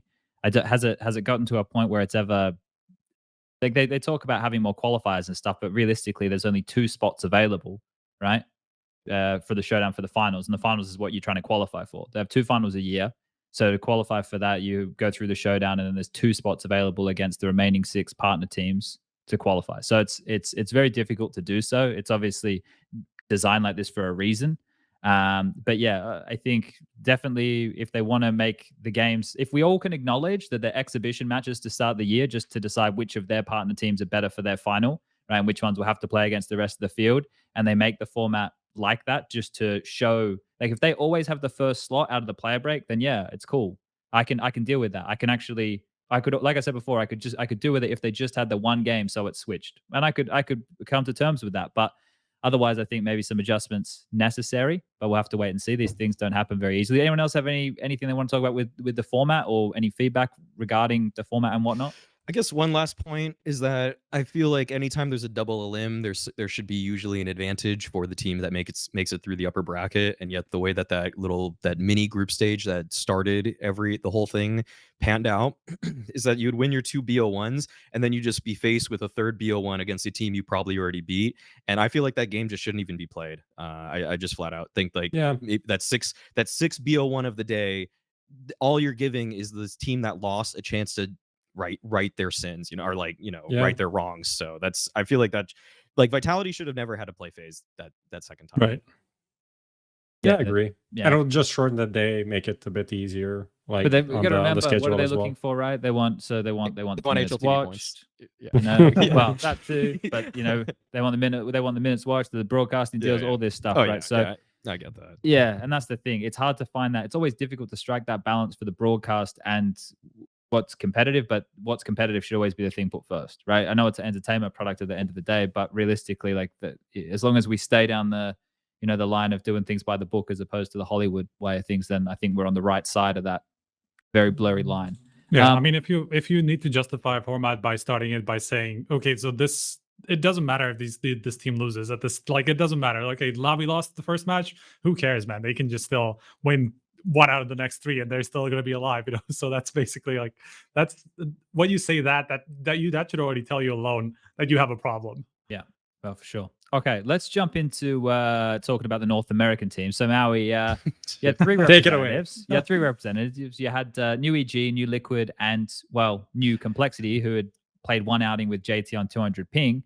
But all of them, they struggled. I think that's one way to put it. do you think that there's signs of life or signs of light? Maybe, right? I know the placing's not great, but did you see stuff from these teams that goes, okay, maybe some of them can actually compete? I actually thought that EG was kind of the I feel like they have almost, to me, the most potential, because I think you just eventually have to get rid of Breeze and Cirque. I'm sorry. It just sucks. And I like those guys, but this is not More not potential. Really? But if you just put some other guys in there, it's gonna be really good, because the chemistry. Okay, this is what I saw from EG. Automatic is not making mistakes. This guy is playing incredibly well.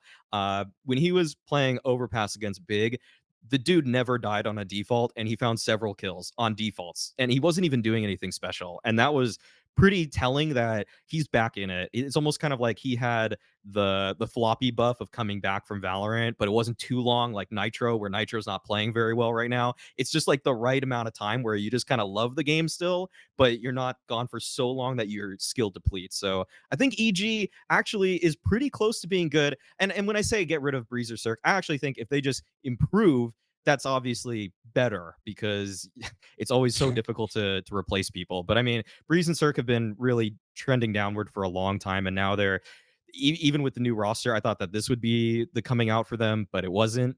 So other than that, though, Complexity, I think that this team, like, Grim just needs to show more initiative. I think that he's in a lot of positions where, I think I talked to Mix about this on my own podcast, and he's kind of working with Complexity just a little bit, just kind of watching a lot of their stuff. And he said, like, Grim is still not being maybe as autonomous or independent as he could have been in a lot of situations. And I think that's a criticism that fairly his teammates had for him when he was back on Liquid.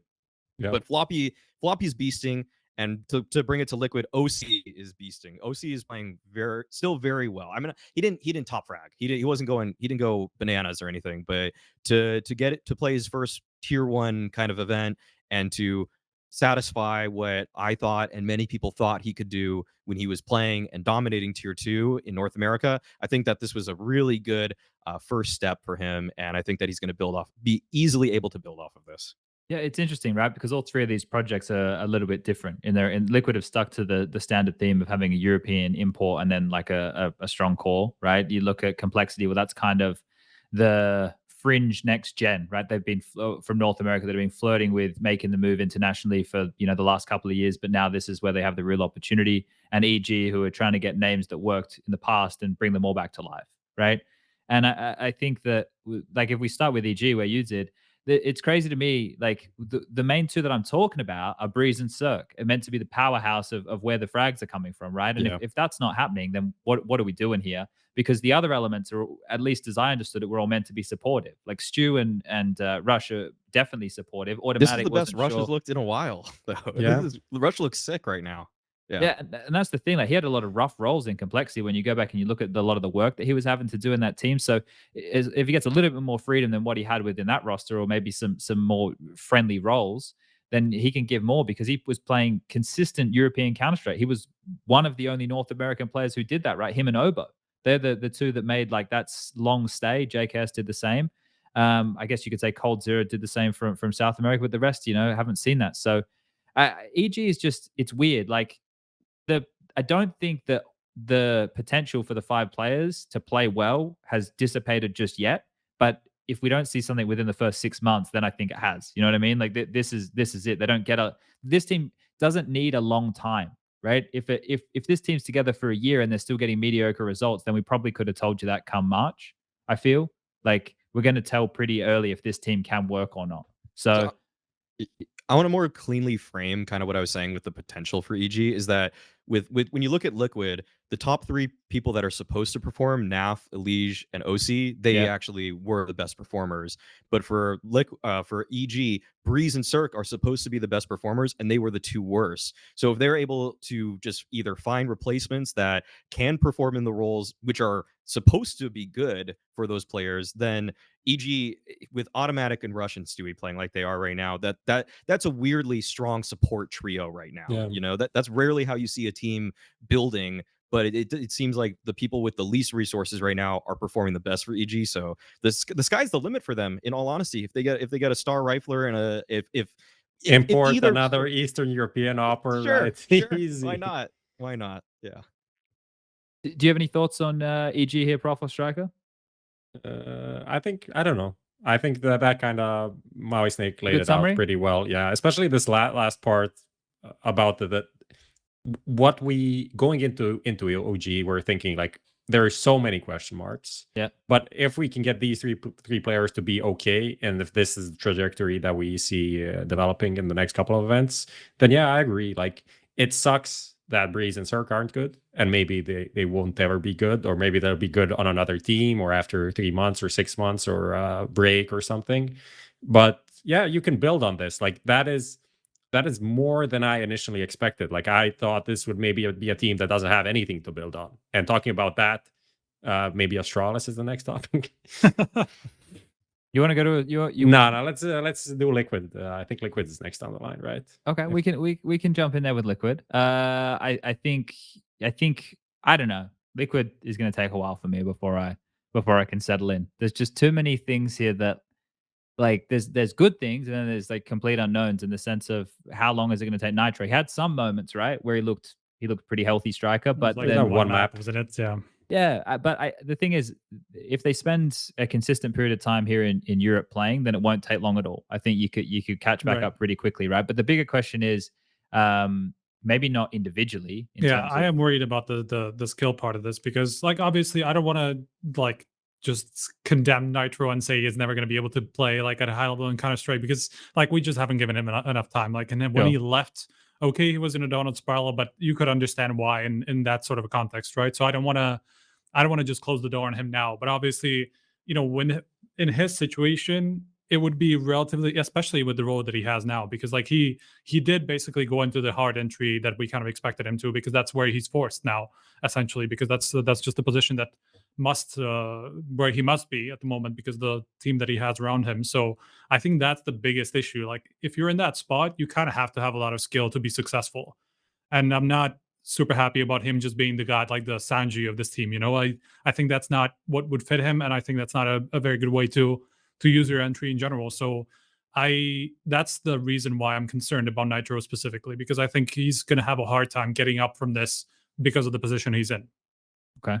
I think one of the things here, just for context for this group that we saw everybody playing, especially in the best of ones, every single roster in that group had roster changes, right? So they were very hard to gauge, you know, who was looking good and if it was just sloppy CS and whatnot. So that as Maui said before, it's hard to put too much into those matches or what to read from them. Complexity, I think, kind of suffer from a similar problem, Maui, as what you were saying with EG. The junior not performing fantastically well in the AWP. Like Floppy looking good. You know, we're getting some good stuff out of Floppy. I think that can definitely work. Fang, some moments here, there. Grim, some moments here, there. But Junior's the one who he had the Furious stint, right? We know he had the language barrier, but I was kind of holding out for him in an English team to start performing well. You must have seen more Junior than me. Does he have it in him? We're just not seeing it yet? Yeah. So I discussed this on my own show also recently, and I think the thing that myself and my co-host for that recognize is that I think Junior for the last season of Premier was a little bit of a noob stomper, that he kind of took a lot of risks that he could get away with because in NA Premier people aren't going to trade you always very well, or maybe spring on an opportunity to pinch you from a position when you're in a vulnerable state. And that's something that in European tier 1 CS you're going to get punished more often than not for those kinds of, you know, bad positioning plays. So that if he doesn't hit the shot, it's kind of like the way that we even put it was just that OC is kind of like the device of the NA up and comers, where it's very safe. Like he finds a lot of opportunities in rounds, whereas Junior is kind of like Simple, but he just doesn't hit nearly as many shots as Simple does. You know, he finds ways. He puts himself in spots where if he does hit the shot, or the dude just swings into his crosshair with a bad wide swing, then sure, that's a cool, like, he's gonna get the kill. But people jiggle more in tier 1 CS. They're throwing way more flashes. They're making things very difficult for oppers, because you can't just play these common sort of puggy newbie angles and then expect to benefit from. So I think Junior right now is probably going to have to learn that, because I'm actually willing to hold out on Junior for a little longer, because I think that if he refines his positioning, I actually do think that the skill is there. I think that it's just that he needs to be smarter about how he rotates off of his first angle in a round. Okay. All right. So maybe give JT a bit more time, see what happens there. All right. Do we want to jump into the international squads? Or do we have let's do anything that. We else? can All do right. So Vitality, FaZe, G2, OG, we got a lot out of these teams. Now, I think that hopes for most of them were pretty high, right? There was the key storylines were like, how is Vitality going to work now that with speaking English? Well, I think there we saw Dupree and Magis playing together a lot on bomb sites, and you could already see what they had from Astralis they were doing together in a lot of maps that Vitality played, Inferno, Dust 2, for example. FaZe with like almost like they got the perfect fit of ropz here for Olof, and that showed in the server. ropz had some really, really good games for the team. Maybe let's just pick one and dive in a little bit here. Prof, I'll give you the honors here. Which team do you want to start with? And we can go into a little bit deeper, because all of them have their own flavors. Since we're talking about Nitro and Liquid, the karrigan on a FaZe role is kind of similar in terms of, like, I hate to see FaZe. So FaZe did pretty well. Where they finished overall? They finished first, like top 3 in the group, right? And they had those karrigan 3 overtimes in the and in the group. karrigan is the lowest rated player of the whole group, 0.79 rating. Like, this of the is whole what event, right? of the whole event. Yeah. This is like both groups combined, like the first week, second week. Like, that really sucks. Like, I hate seeing that, because in the long term, I don't know, like, they have a sick upgrade in ropz, and they have Rain as their 4th star, which is pretty nice. But I just hate that play style where a guy is just gonna die all the time. Like, I don't think that's very conducive to winning a fucking major, which is essentially the goal of this team. It's not about like being top 3, 4, 5, 6, whatever. It's about being the best team, or at least winning a major, not being the best team, but being like top 3 at least to win a major. I feel like that's what is needed. So that is a frustrating thing for me about FaZe. And the difference between them and Liquid is, like, the other 4 players are much better, and also karrigan as an in-game leader is probably better than Nitro, especially at this point. So that is why Liquid is probably not going to be, at least in the upcoming weeks, a top 10 team even. Maybe top 10 borderline, but FaZe can still be fucking amazing. Yeah, well, I think karrigan not performing great is not ideal, right? But it's not like he has consistent high fragging performances and the team wins, right? Everyone remembers a game where karrigan just starts like running up banana like a madman and killing everybody. He gets the entries. Like, he has those games every now and again that he just takes over, right? I think for like an initial outing to just show how well ropz fits, it is unfortunate that comes with the caveat of karrigan not having good stats. But it'd be interesting to see if that continues, right? Because not even like having good stats. I'm not expecting like a 1.10 rating, but like a 0.79 is that is very worrying. You can't win with tournaments with a guy that's putting that number up consistently. Just saying, that's just too low. Yeah. I'm just wondering. Yeah. I'm just wondering, like, where, like, because it's new, right? But I was looking at what it looks like when ropz has come into this team. I was actually doing some work for once. On the T sides, it's 1-for-1 ropz into Olof's positions that they played, right? 1-for-1. The only one that isn't is Mirage, where ropz would do a bit more Palace lurking on the T side, and Twist does that when we haven't seen this new FaZe play, so we're not sure. Yeah, talking to karrigan, he even said that Twist wanted to do that role, so it wasn't, putting ropz into a role because ropz want to be there, but it's like Twist want to play that underpass lurky thing. So ropz took the Mirage Palace. They haven't played it yet, though. Oh, is it? They haven't played Mirage yet. Okay. So we don't know. We don't know where, like, but if they mentioned it already in the interview, maybe I missed that. Said, Karen said that in an interview with me before Blast. Full Blast. Okay, I'm gonna have to go back and read that. I missed that, Prof. That's gonna come in handy with something that I'm doing here.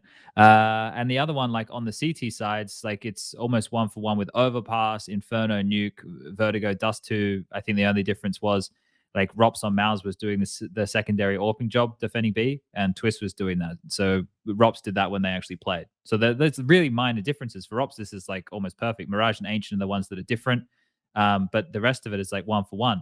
So like this for me, I think having karrigan perform poorly for the first event out the gates, probably there's a bit more housekeeping he has to do in the early stage, right? Like with the team and the new roster, but there's not a lot to change. So I feel like we shouldn't give this new phase crazy long to see them hit the ground, right? Or to perform to the best of their ability. Yeah. I feel like they should be performing to the best of their ability pretty quickly, actually, considering all the factors, because karrigan's played with ropz before for the better part of 2 years, right? There's all these factors here as to why this phase roster should have a lot. Like they should. I don't want to say pressure, but they should perform well early. I don't know. Does anybody else think that? Like this team now, what are they missing? We've had this conversation before. They're not missing anything anymore. Not really.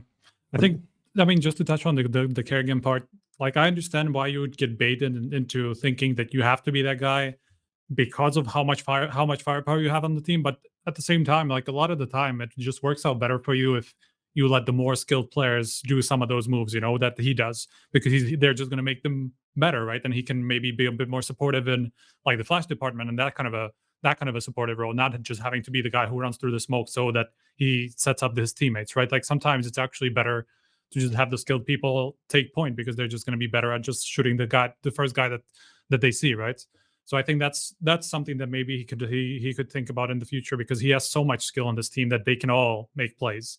Like we saw ropz do some aggressive plays. Obviously, he's more the passive lurker overall, but he still can do those aggressive plays every now and again. And obviously, Twist has that same quality. Rain can sometimes have that same quality, right? So it's not like he doesn't have any pieces that can do the same things that as he does. Maybe he's just not very open to it because he thinks like he's supposed to be the one who dies, right, in those positions, and not necessarily his stars, right? So I at least understand how he got into that position. I mean, in terms of what you were saying about our expectations for FaZe, I think you're right.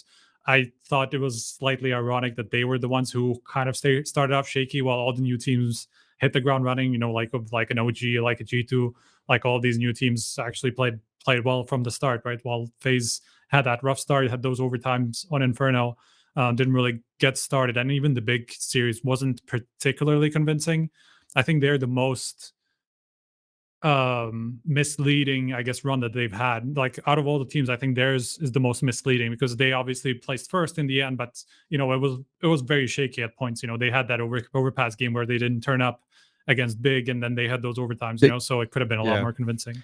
They could have lost that series against Big if Surson just didn't run down mid with his knife out on like the 4th round. Oh, he had like his knife out or something. They peeked him with pistols, and it was just an eco round with a saved off from Brokey, and it was just like, what? Why did Surson do that? And that's a completely different game because they got a few rounds off the back of that, and that was a 16-14 victory for FaZe. So that's one of those big what ifs, and I think Big could have they should have probably won that series if not for that round. So.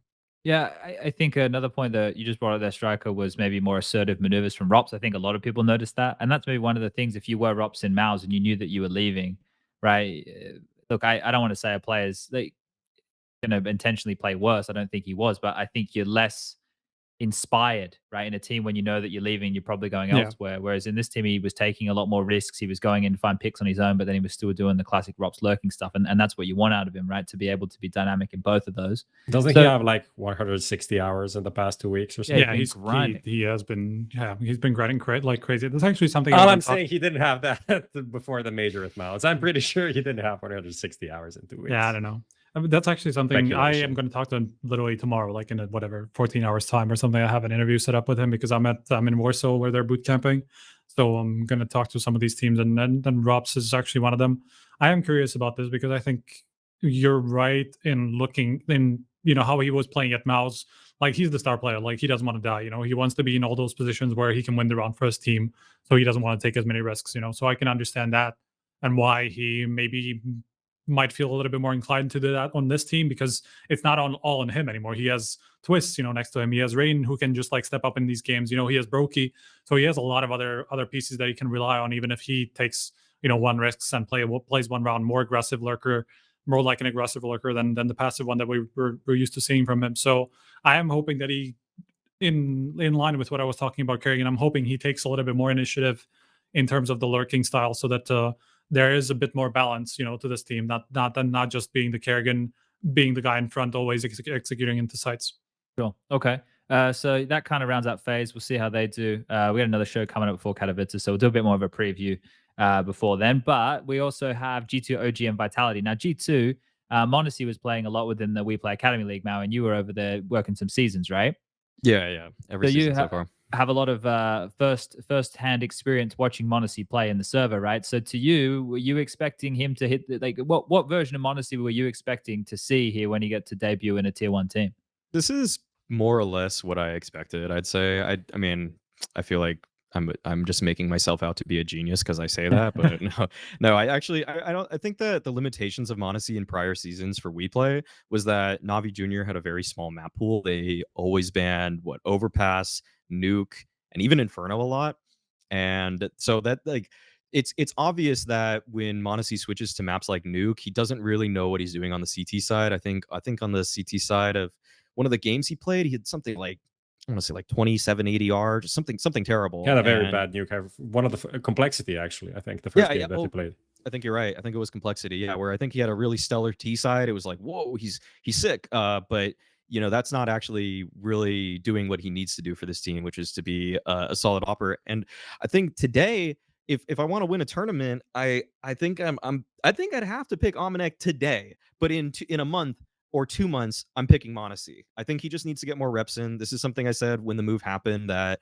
I think Monacy still is very raw on a lot of maps. I mean, thankfully they're not even playing Overpass with this lineup, so he doesn't have to worry about any time soon with Nico on the team. Don't worry. Exactly. So they don't have to worry about that. He doesn't have to worry about that. But for Nuke and Inferno, I think he needs to get some reps in. But you can see how good he is with his, oh my god, his mechanics are so sick to watch. The one that sticks in everybody's mind is that clutch, but the rounds that stuck in my mind were when he had a scout and he would just see someone on his screen, not even good crosshair placement, instantly dead with a headshot. Those kind of moments, you don't get many of those from anybody in the world other than Sursin on a good day. Simple, there's only a handful of people. You can count on one hand who can do that. I think he's even faster than them, honestly. I said this on Twitter, and people were kind of arguing with me because they think simple flicking super fast is the same thing. It's not the same thing. What I'm talking about is him seeing information on the screen and reacting to it. The first moment that he starts to adjust, that's faster than anybody I've seen, I think. I haven't actually done any sort of research or anything, but I think see some of this shots, some of his movement that I saw was just people that I didn't even recognize that were moving, I just didn't see them on the screen and he already reacted, so it's crazy. It's actually crazy how fast he is, So I think, people, I really would want to see some stats on this, and just from seeing information on the screen to starting to move, to starting to adjust, not just actually hitting the to first damage or whatever, Scope or somebody like that does. Some of these detail stats or something.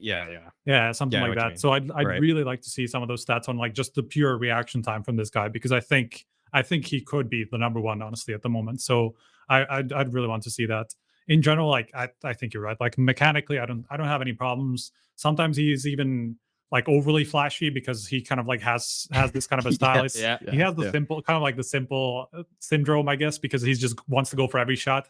That kind of a play style. So I think once he reins it in a little bit, I think he's gonna get a lot more consistent very quickly. Once he gets used to waiting just a tiny bit to make sure that he hits that shot when he can wait that fraction of a second. I think that is actually his biggest downfall, that he's trying to be as fast as possible at all times, and that's not necessarily the way that you want to op at all times. I want to just put this out there for you guys. What do you think when you see an opper shoot and then they instantly just 180 away, they just spin away as fast as humanly possible? Is there a point to doing that? Do you think there's a point to doing that, or is it just to look sick? Is it just style? I feel like he's trying to tuck his head away every time. Sometimes. He's just trying to. I don't know. It's one of those. I think it's also just to keep yourself on your toes, to be just fast, ready to adapt really quickly. So maybe that's a part of it, because I think that's why Simple does it. He's just I think he kind of got used to it as like if he does this, he's constantly like ready to do these moves, you know. So A lot it's more not, even sporadic, if when he yeah. does it like after a shot, you know. So I think it's just like I don't know what to call it anyway. Just like a built-in little reaction Yeah, to exactly. shooting. Yeah, okay.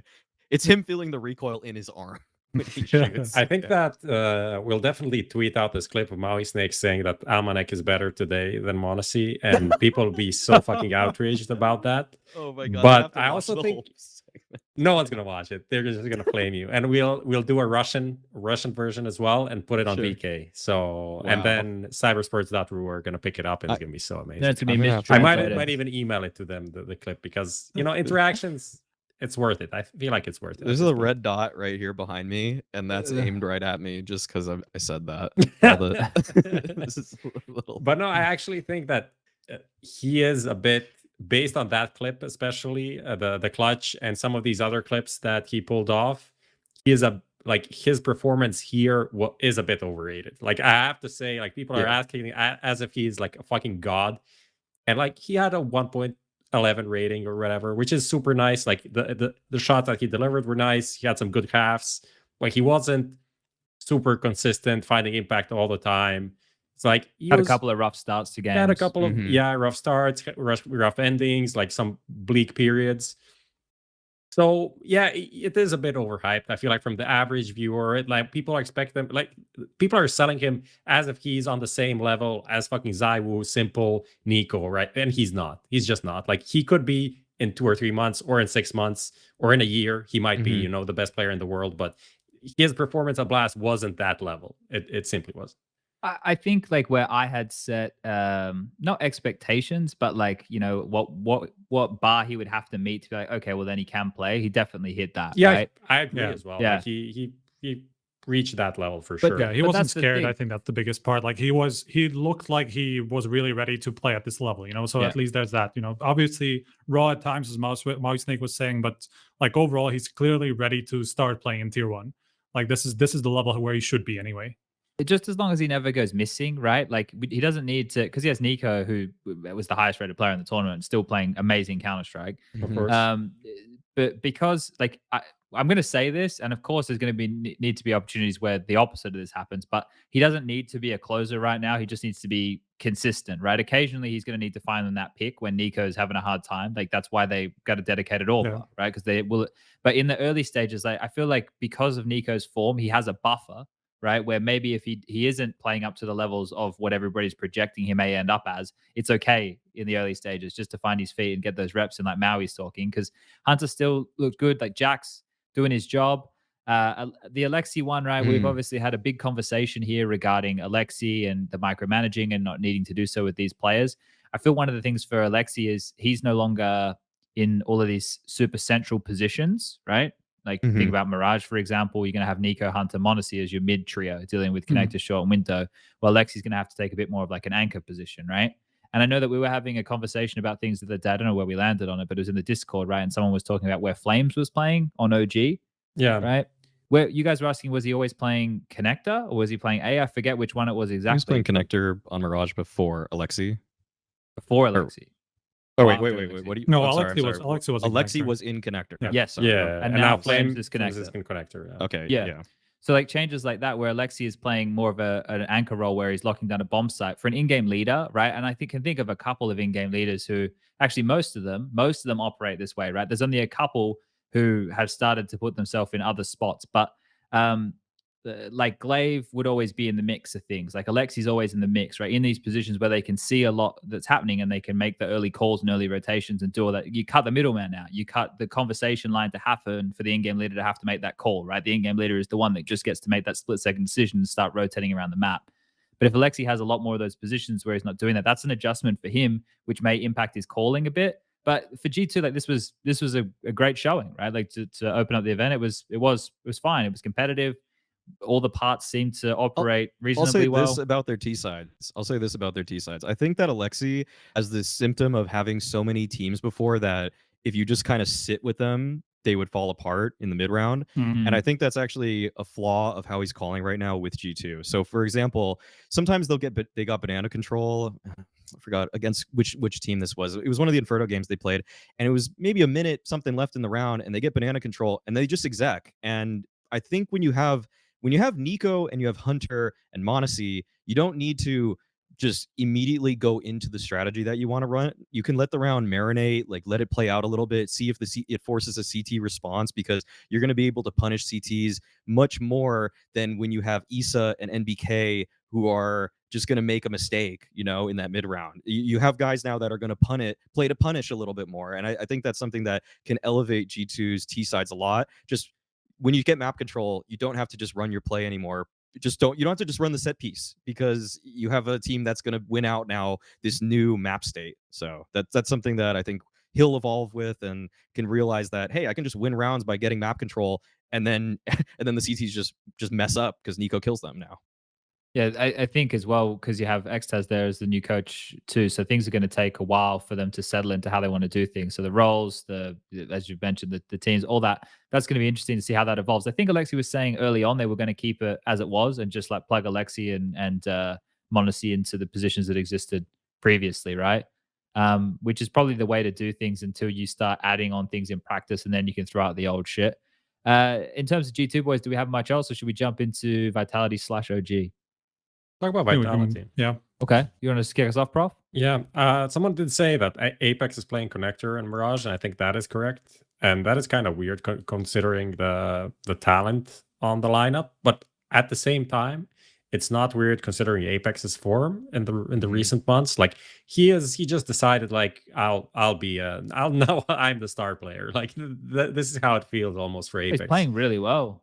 Yeah, and he had some. I don't know what he ended up on after the whole event, but he started really well. Had some crazy games overall, like a 2.11 rating or some shit. So that's kind of interesting. It's just interesting watching some of these players like Alexi B going out of these roles into more supportive roles, and just seeing how his rating drops off. And people talk about, op abusers inflating their rating, but it's also about different roles on every map, essentially, where you can find more impact and find more kills, eco frags or not eco frags. So that's kind of interesting. Like, and their CT sides look pretty good. It feels like everything kind of fits naturally. And the T sides, I'm not that sold on. I feel like the language is a bit of an issue there. Because they looked pretty bleak. It might be just like they aren't really practiced on a lot of these maps, but it seemed pretty bleak at times, just like walking around and dying almost. Yeah, I think one of the keys is the fact that they just, in the maps we saw, they kept Magisk and Dupree together as much as possible. Yeah, true. Overpass they didn't. I think Magisk was B and Dupree was A, right? Yeah. But like on the other maps that they played, Dust 2 they played B, Dust right? 2, yeah. And I was going through some old games today, and this was even where the roster was Magisk, Dupree, Glaive, Zip, and Lucky. And the two of them was playing B on Dust 2 as well then, right? Mirage is an outlier here because the two of them hadn't played Mirage since 2019, right? So they fall into that same conversation we've had with Device. Obviously, we've had that with Glaive and Zipex recently. Well, now we have that again with Dupree and Magisk. Now, Mirage is probably going to be a weak point because to go from not playing a map competitively, maybe they played it in pugs and shit, but it's so different. Like you don't have all those little moves. They can't rely on what the two of them, Magisk and Dupree, had together on a bomb site or section of the map before. So I think Mirage is something that they're going to have to try and fix really quickly. And that's going to be hard to do when there's so many. I think the bar to just be a good Mirage team is really high, right? To be a great Mirage team, there's only very few of those, but there's a lot of good Mirage teams. It's a map that a lot of teams are pretty good at, right? So that's going to be a bit of a weak point for Vitality. Anything sticking out for you here, STYKO? Not necessarily. I feel like they just had a pretty good balance in general. Like I didn't spot anything that they struggled in particular. I didn't think that like they play 3v3s, when like the Frenchies and the Danish people are just together and trying to figure out like a solution to like kind of a tricky round. They always had some sort of a move that they made in those situations that actually made sense, that kind of like set themselves up for quite well. So I actually thought this didn't look like a team that just got put together, honestly. Like, sure, that some of the T sides that definitely looked like they didn't really have a plan necessarily. But in general, like I was just pretty impressed how quickly they managed to find solutions to where the players were going to fit on the map. And in general, I'm not sure if this is like a result of the last 3 months for Vitality, but just when you look at Apex and Masuda especially, Apex has always been this way, where he's just going to be aggressive, like he's just going to push like for that one more kill and then one more kill and one more kill if he gets rolling, and it doesn't really matter to him if he's going to die in that process. And it's always been that way, but I don't think it's ever been this extreme. And I don't think Masuda would have done these moves that he's doing with this team if it wasn't for the last 2 months, where they actually had that, that upswing in form, and where they actually started winning some matches and making those deep runs, right? And so, like, I think that last period of 2021 really helped this team get started quickly, rather than, maybe having some growing pains with Masuda not necessarily being as confident as he is now. Do you put this team in the same boat as we were talking about with FaZe before, Maui? Like they have an expectation, or if as a pundit, do you project that they should do well early, or they should do you be better than FaZe? Okay, they should be better than FaZe, I think. Early or like long? What was the time frame for this? I think they're better than FaZe now, and I think they're going to be better than FaZe in 3 months. Yeah, I agree. Okay. Vitality believer here. Yeah. I think why are you sold on them so much? I think that their CT sides gave me so much hope. I think that you guys kind of already outlined the fact that they already put people in positions that just seem to kind of make sense. Not always with Apex, but the fact that he performed so well from his spots was really impressive. And also, they were so good at putting things together when they needed to get information in a round, or they just need to, they never were just on their heels for too long in a round. If they needed to take an action, they did it. It didn't always work every single time, but the thing is that they're making plans very quickly. And I think that sort of initiative, when it's better in my eyes to start with too much initiative and for it to be punished sometimes, and then you hone what the best initiative could have been in that position, than to do too little and then say, oh, we should have done something there, right? Like, because then you're just starting from ground zero, and you're just there's nothing to work with. But they're already kind of in the air. It's just how high they can go now. I think they're already soaring. So it's really, yeah. I think their CT sides are sick. Also, I think the thing is that ZywOo didn't even have to do the he had a very good rating at this, but even in some of the maps that they won, he wasn't even the best player. So if he can be what we know he could be, this team has already all the tools that they need in order to be a team that's going to support him even way more than what he had last year. I'm also curious about how the lack of this is going to sound bad, but the lack of Kyojin seems to have done a lot for Apex in general. Like, I think you could tell that there's just so much less pressure on him, and I think that's also a reason why he's going for these plays a lot. Yeah. Because he doesn't have to micromanage people, and Mauisnake, number one Kyojin hater. It was okay, I didn't catch on that. Yeah. But I don't know what it is, but I was just watching Apex, and I think even with all the language problems, and obviously there's going to be a barrier at some point, right? Even if Apex's English is going to be decent enough, communicationally, but in CS it's always going to take a while before you get adjusted to that.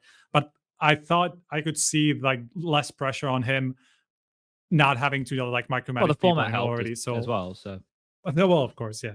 But I get what you're saying there, right? That was an issue before, but and they'd done that twice. He had to do it with Masuda, and then was in the process of doing that with Kyojin. But we did get a couple of those clips, right? Which is really nice. The fact that Blast are able to get those together so quickly and edit them and all of that. There's also one on Vitality's channel, like a whole 2 or 3 games. Yeah. Oh, nice. Okay, all right. I have to give that one a check out. But the stuff that we caught, that was on the broadcast was good. They were just always communicating flashes for each other, right? And I think you can see the basis of how things are going to kick on off. I think that we're all pretty hopeful for this team. So we'll see what can happen with Vitality in the future. We should probably jump onto OG now, which was a surprising one for everybody, I think. Now, we were framing the fact that Nexa joined this team as yeah, it's fine. It wasn't okay, look, he wasn't playing with Nico anymore, so maybe a downgrade in that sense. But it was for Nexa and his career and everything, yeah, this move. And for OG, maybe this makes sense. Maybe this makes some of the players a bit more individualistic and have to make decisions on their own, which might see them making plays or trying to close out rounds, which is good and bad. But the OG team that we got was Nexa just coming out the fucking gates like an absolute gun, right? Like Maui, he played some of the best Counter-Strike we've seen from him in years. Maybe ever. I'm sorry, this just feels like the least sustainable way to do as well as they did ever. Maybe he's just a beast, and Nico was actually just sucking all his power. Right, my bad. I think Nexa is actually going to be top 10 HLTV this year, and Another this is clip. the route. There we this go. is exactly no. Cancel that one right now. I mean, cut that one because it's just. I mean, the way that Nexa was able to find multi frags in rounds just sometimes felt like, all right, this is the honeymoon of all honeymoons for him for some reason. I don't know why he performed this well, but it doesn't. I'm hopeful for what we can get out of Flames. You know, I think that he looked really good with the setup that they gave him. They threw a lot of really good flashes for him at this one to take space. So that's something to look forward to. But I feel like of all the teams that went through it, Blast, OG is the weakest to me. Oh, Okay. okay. Yeah. That's interesting. I personally thought that, like, I don't know if this is confirmation bias, honestly, because this is already something that I thought would happen ahead of time, and kind of like, so you see those signs and you're like, yeah, that's exactly what I thought would happen. But not entirely sure if that my mind is made up on that. But it definitely seems to me like the fact that they have much of a looser game leader in charge has helped them in terms of taking initiative and just like making moves around the map with several different people. It felt like they just made moves that they wouldn't have, in the previous iteration of this team. And obviously, like, people say, like CB micromanager, blah blah blah. But it's just like the mindset of Nexa is probably very different, and especially with how early on into this team it is, because they probably don't have a super fleshed out playbook, and they just haven't really had so much time, right? So it is going to be just in general a little bit looser than it perhaps will be in a couple months' time, right? So I think this has actually helped them a lot, and hopefully it's going to open them up to doing these things a little bit more in the future as well. I think for this, if they keep maybe the structure that Alexi had put in place, assumably with Rugger, right? We're making some assumptions here in terms of the way that they approach the game and everything, and they keep that as like the loose framework, and then Nex is calling a little bit looser within that framework, but they still remember the fundamentals, right? Which sounds stupid to say, because if you start playing a bit looser Counter-Strike, then that's where you start cropping up a couple more mistakes, right? Gambit don't play loose Counter-Strike. That's why we very rarely ever see them make a fucking mistake. Whereas it's really hard for a lot of teams to play at that level. I actually thought at Blast, just a bit of a side note, a lot of the Counter-Strike, like some of the games were really pacey. We weren't getting like the slow CIS drawn out. Like there was a lot of initiative early, a lot of fighting, a lot of map control being fought for. I forget which game it was I was watching. Helps when you have no CIS. Probably teams the there, RP one. Yeah, maybe it was. I think it was a Vitality game. I remember tweeting about it, and it was the game where so many the Vitality G2 series, where so many kills kept happening through the smokes, and the way that like some people were reacting to it was like, this is so lucky. But a lot of those situations, right? If you actually watch them now, sure, look, when Zywoo taps 2 bullets through a smoke and directly kills a guy, you go, okay, that's a little bit silly. But when you look at the rest of it, and it's like Apex and Dupree T-stairs spamming 30 bullets of the AK up through mid smokes and up through banana smokes because it's aggressive utility being thrown, and G2 are playing aggressively behind that utility, and then they kill those players. That's no coincidence, right? Like that is Vitality understanding what type of maneuvers might happen and doing their best to stop and dissuade that. The fact that they get the kills behind it, right? People frame it as it's lucky. Well, you didn't see the guy, but you're spamming for a reason. You're not just you're not laying 30 bullets into a smoke just for the fun of it, right? You're actually trying to stop them from taking map control. And so I saw a lot of conversation about that. I got sidetracked. We're talking about OG. Didn't you say something about that on Twitter as well, Maui? I think so. No, I think about people just like G2 just consistently standing behind smokes and just not really adjusting to that. It's I was tweeting a lot during these. Okay, yeah, I feel like it was you. It might have been somebody else, but I thought somebody posted something like that. I wrote up a tweet and then I read one that had similar thoughts to me. I don't need a tweet. Maybe you replied to mine. I don't know. Either way, whatever. It was just that was a stupid game. Whereas like all those kills happening behind the smokes were like there was a couple of really nice ones. Like Masuda at Coffins, he just stood in a smoke and sprays down 3 guys running in on like a half bar or some shit. That was pretty lucky, but. The other shit I didn't think that way. Anyway, I was talking about OG. I don't know how the fuck I got here.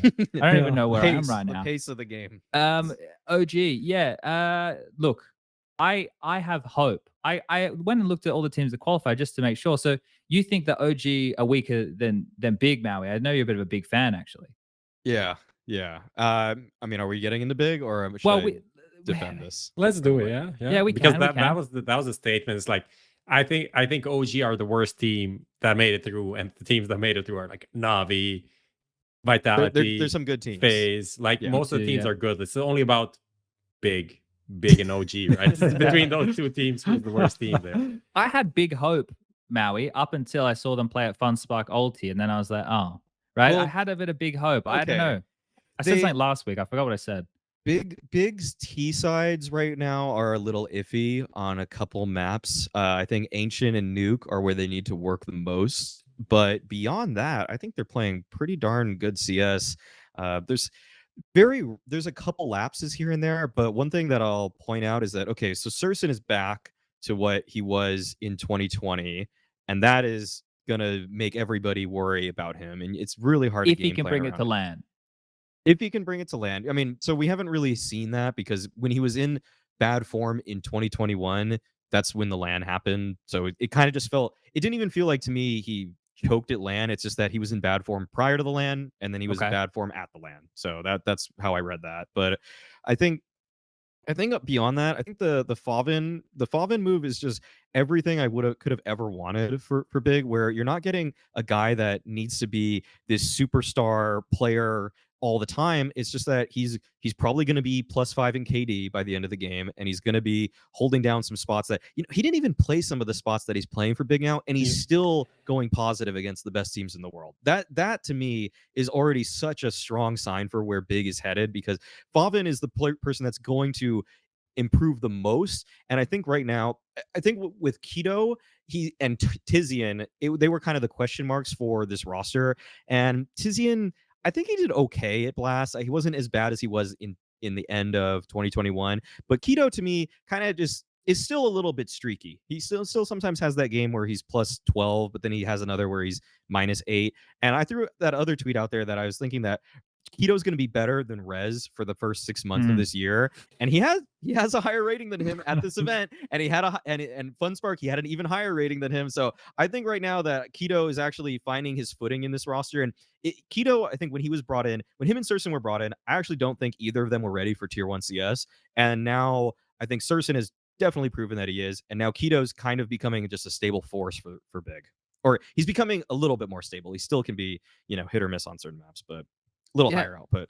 I remember we were having a conversation about this a while ago, and one of the things that like Big do really well, or one of the things that looked to be a big strength, was the game plan and the strats that they come up with, right? Always a quirky smoke from Big or an interesting execute, and always look like they've game planned their opponent really well. I think their issue was not focusing on their individuals and getting enough out of the firepower that they had available to them, right? Which was previously pigeonholed a bit too much towards tabseN and syrsoN. But one of the things I noticed, like, sure, look, all the things about hopefully the players elevating their level a bit is great. But the thing that I noticed with the way that this team started so many games, and maybe it's confirmation bias, because every time I tune in for a big game, they had, in a lot of occasions, a big streak of rounds. I'm talking like 6 or 7 rounds on the trot, where it was like a 6-1 or a 6-0 type of scoreline. And they had started great, because I think that goes down to and backs up this team's prep, right? I think that if you go back and you look at those rounds, you can see how well oiled and well thought out it is. Okay, it's a really nice pistol. Okay, then they have a really safe anti-eco that they convert. Then their first gun round, the eco comes up, they just mop it up. Their first gun round, well planned. It's a nice execute. It's a set piece the other team might not be ready for. Then they get a half buy, and then they're already up to a big lead. And if then there's a couple of games where they dropped that lead and it came back to haunt them. If they could just the thing is, you can game plan the first 6 rounds of a game. Like we used to do it back in my day. I'm sure they still can do it today, right? You go best case scenario, follow a bit of a tree. If all the things go right, this is the rounds that we're going to end up playing, right? In the first 5 or 6, you could pretty much cut that out. If Big are able to carry that through, right, when things have to change, when tabseN or NK, the coach, have to start coming in with the new approach to rounds and not getting figured out, like they could be really strong, because I feel in a lot of the games they could have closed them out earlier than they did. And I was getting excited about Big. I thought this was a good change, but last week I think I took my love back. I think I took my affection back, and I don't think I can give it again. So we'll have to wait and see if the Germans do something exciting. Do we have any more Big comments, guys, or OG comments for that matter? No? No. Yeah. So we can get into the fun stuff now? Yeah. What's fun? Well, the Astralis stuff's always fun, right? Like this one, we can do the Astralis stuff. We can do the NIP stuff. We can do some more speculation about NIP. We can do the Navi overreaction stuff. Let's do the Navi overreaction stuff last, because I think we already covered it a bit in our format conversation that we had earlier. So I went today and I'm preparing some content stuff. I don't know what stats I'm going to use and what I'm not, so I'm going to use some of them here. I was having a little bit of a look right now. We all know that over there in Astralis, there's the whole AWPing situation, which has gone back and forth, right? Lucky got it initially when he joined, then Glaive took it over for some reason when Config and Blame joined, and now Lucky's got it back. But the team still looks like completely all sorts, right? The only player performing consistently is Blame F, and he almost 1-for-1 on the changeover. I think taking a look here has gotten all of his CT sided positions. And on the T side, there's only a couple discrepancies in positions and ways that they're approaching the game, right? So Blame basically has everything he has, whereas there's a couple of other players, I think it's Glaive and Zipex mainly, who have chopped and changed the most space in the way that they approach the game here. But this team right now, it doesn't look cohesive. Like, what do we think's missing here? Headshots? Is that the problem? Are the roles wrong? Like, that would always help. I know, That's but kind of a crutch, right? You know, is that it? Is there just not enough firepower? You can't have one guy positive, Config just going positive, and the rest of them scraping by. Like, not scraping by, being bottom of the well, we said this. We said this, right?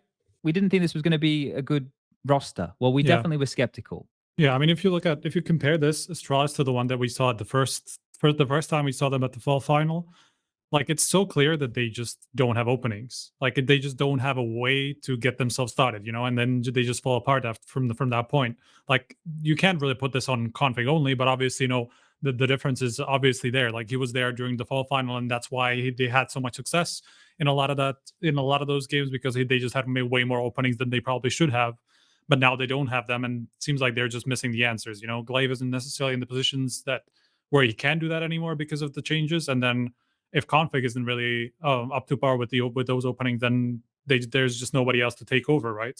So I that's where I see Astralis' biggest issue. But I'm still confused about how Config went from such an amazing entry to just being so streaky at the moment.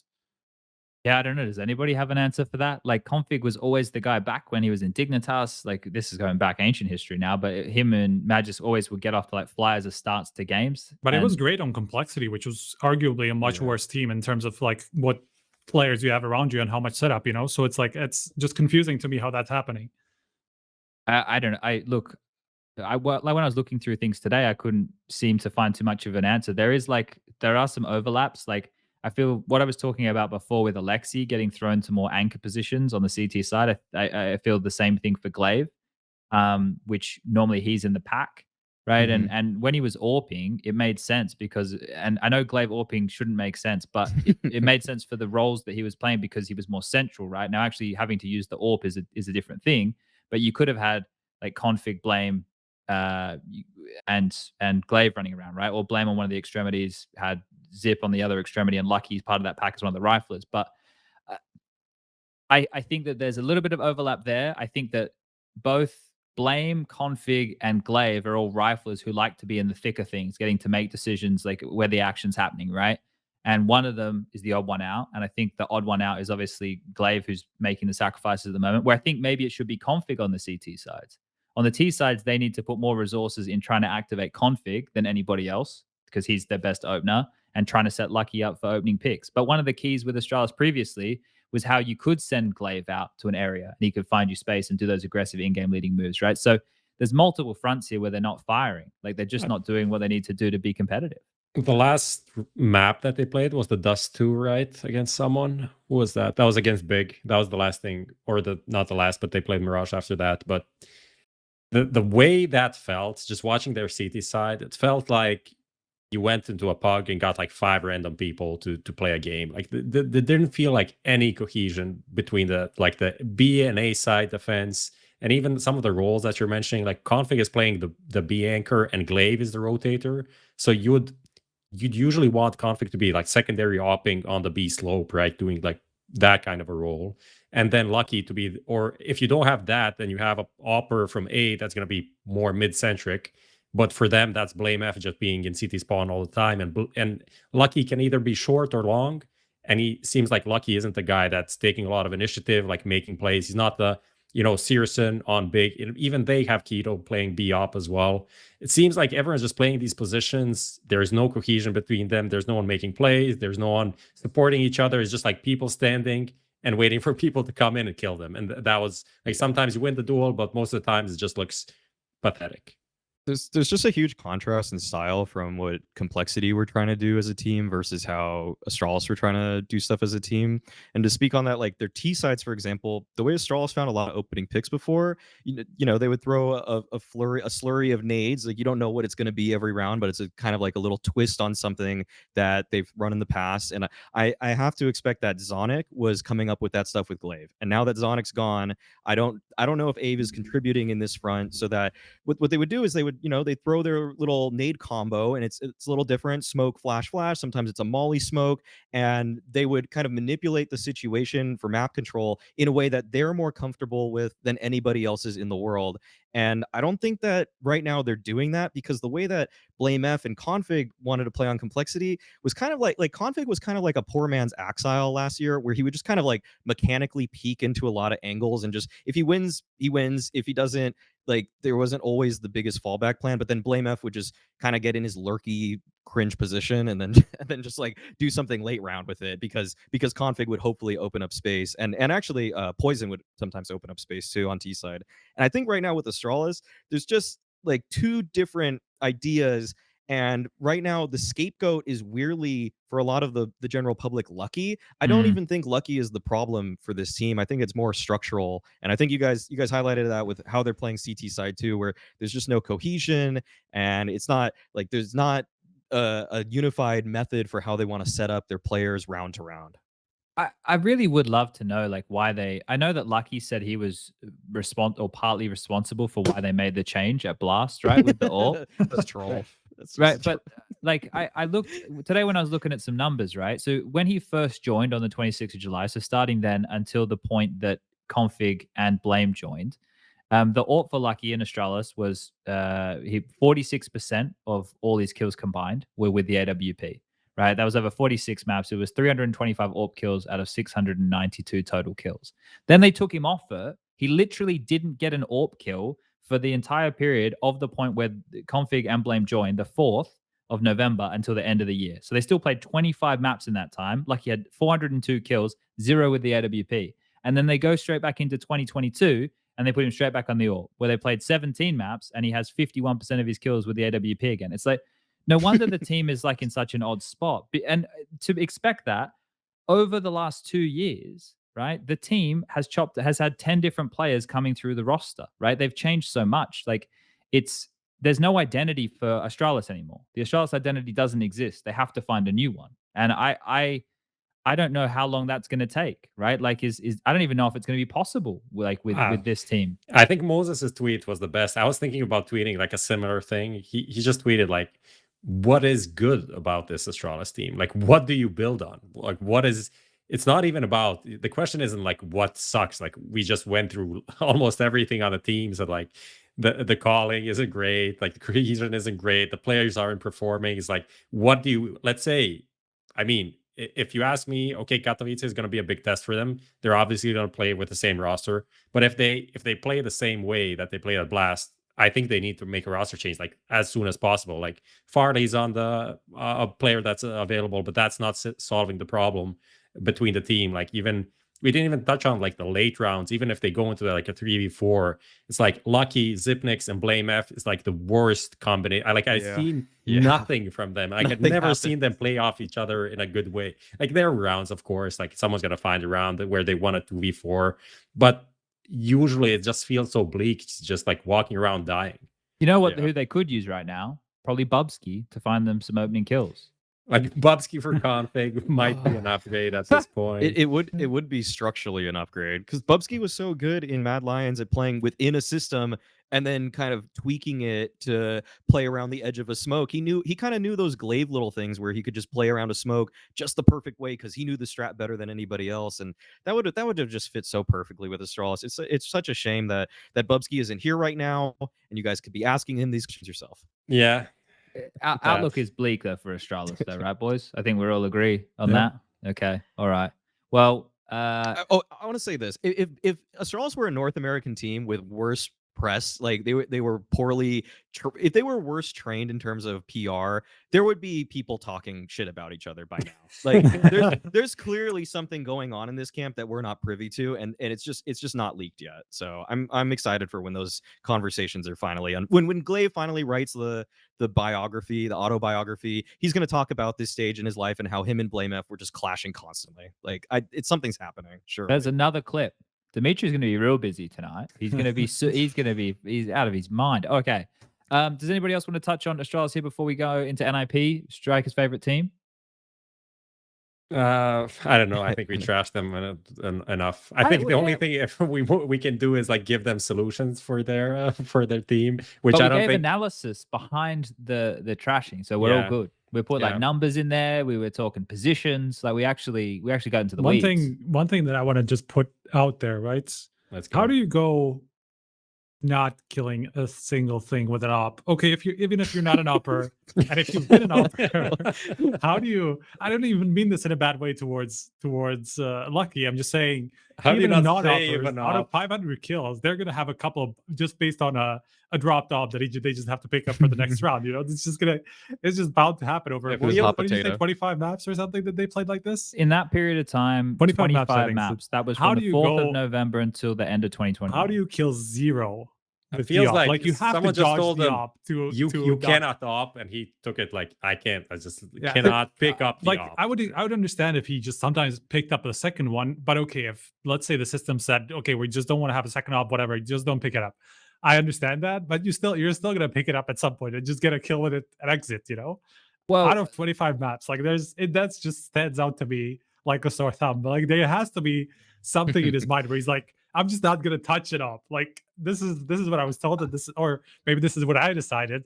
I just don't want the up. Like I'm just my confidence is just completely low. I don't know what the fuck is going on with that. But do you remember when Fur and Phelps were together on SK and they were both playing the B bomb site on Inferno, and there was like a string of games where all they both did was die in banana, and then I think they got a Stern talking to, and then all they did for the next map was just both sit in the bomb site and get executed on. Like some of these players, right? You know, they'll take things to the extremes, I imagine. Okay. This is something to ask them, by the way. I have to keep. You're this, probably keep gonna mental. You're probably gonna get a great answer. It's probably gonna be very insightful. Don't worry about it. Yeah, I'm trying to do a whole content piece where I talk to them about this whole role swapping situation in Katowice. So maybe we get it done. That's why I was doing the stats. But yeah, look, that's fine. It's gonna be put yours on the news website, and I'll do mine, and we'll get put on YouTube in 6 months from now. Ask Lucky what I just did. How the fuck do you go not killing a single thing with an op? I feel like everybody else, if you go through those stats for everybody else, all of the other ones will have a kill with an op. You know, at least one. Maybe even Zip, which is that's what I'm saying. Like you are just bound to pick up the op sometime. Like even if it's just on the ground, you know, and you're just saving it, you're bound to pick it up, and you're bound to get an exit kill with it. Let's jump to NIP here, because they're another one who are in an interesting spot right now, right? We all know Device is out, and we all know that FaZe is in for the foreseeable future, which is just the classic story for NIP at the moment. Do we know that, or are we speculating again? I think he's better than Jaquinho, so hopefully he is. Well, I thought we would know when Device was coming back. Wouldn't they make an announcement that Device is coming back? Yeah, I don't know. But maybe they announced it just 1 second before he plays the game. Okay, well, I'm assuming. I don't know. I don't know. I'm assuming the Device probably still isn't playing Katowice, because I haven't heard anything to the contrary. I mean, I tried asking today who's playing, so the fact that I didn't get an answer almost points to the fact that maybe there's something going on. Oh, dear.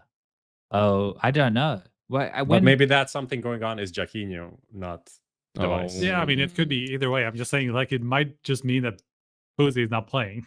Yeah, okay. All right. Why do you think Jaquinho is worse than FaZe? That's the question. I mean, it is a question.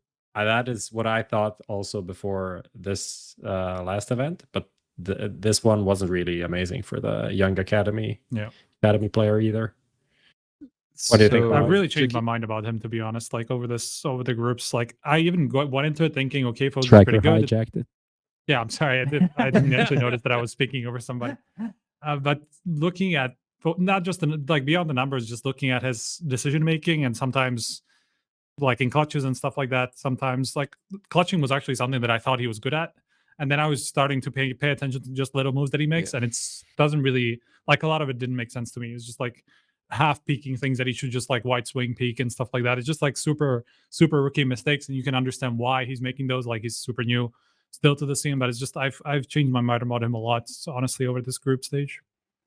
So to answer you, Prof, I think really Jaquinho just seemed to flounder a lot in like past the first 30 seconds of a round for me.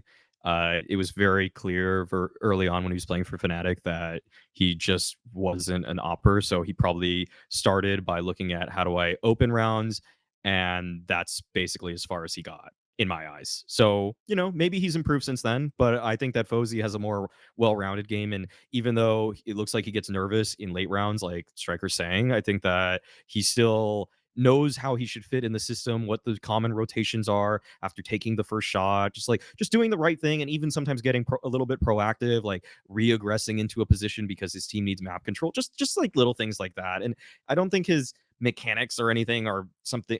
Maybe Jaquinho actually has better mechanics, actually, but I think that FaZe knows what to do in more stages of a round more consistently. It's a tough one as well, right? When we add the context of the fact that he is essentially a stand-in, and then we talk about the format, we've already driven that one home. It's like it's really difficult to kind of read where NIP is at, but I feel that's been the case for NIP for me for the last 6 months.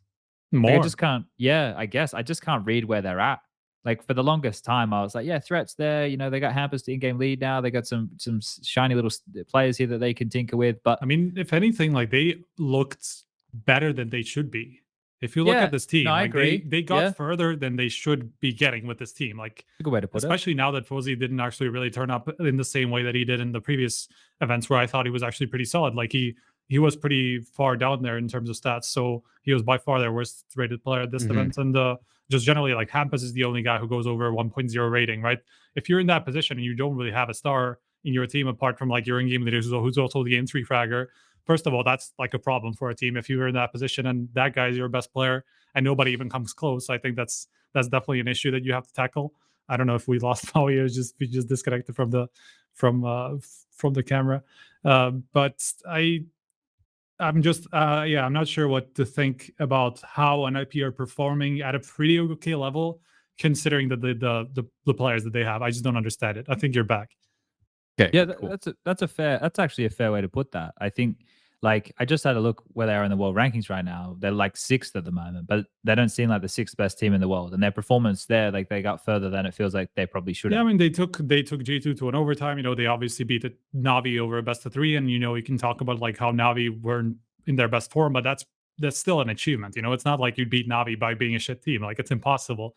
Well, okay, well, whatever. Best of 1s, it might be. I'm sorry about that, but over a best of 3, like, it's very difficult to beat. And even like a 50% Navi, they're just so good at their highest peak, So that's what I don't understand about the NIP. They shouldn't be this okay, essentially. I don't want to say good because they don't look good, but they were in a position where they should have qualified, I feel like I've already seen the impact of DJL, actually. I think that to me, Threat, by the end of it, it kind of felt like he just couldn't get control of what Hampus wanted to do in rounds on T side, especially. And Hampus just kept doing these really selfish little just gimmick plays. Like it felt like if you actually watch some of Hampus's POVs from like late 2021, like just take that to what you do in Face It Pugs, and it's gonna work. A lot of that shit, it's gonna work. It's just gimmicky stuff. And so I think now what I've been noticing is that they're starting in more like closer knit units. I think they're implementing a little bit more of a buddy system on certain rounds. They're still pretty default centric, but it's closer together. And the way that they convert mid rounds now is sometimes really creative. And I think that actually has helped out their T sides a lot, because there was a round that they were playing on Mirage, for example, and I think they had 4 people, and a couple of them were defaulting mid, maybe B, and then they just went 4 underpass up connector onto A, and it worked. And it was just like, how did they come up? Who would decide to do that in a round other than this weird Hampus calling NIP stuff? And I think the DJL impact is that they didn't just try to keep prodding one by one, which I saw way too much last year. They would just keep going. It's like, oh, they got to pick in the default. They're just going to stay in that default for a long time. Now they're joining up, and even though it's a little unorthodox, it's working a little bit better because they consistently had the worst T sides I would watch in any tier 1 tournament back to back to back. And now I feel like this is a unique style for them, and I think they're gonna probably improve a little bit, but then they have to reintegrate device, and then device is going to have to get caught up on this kind of kind of weird way to convert rounds that they're starting to work with.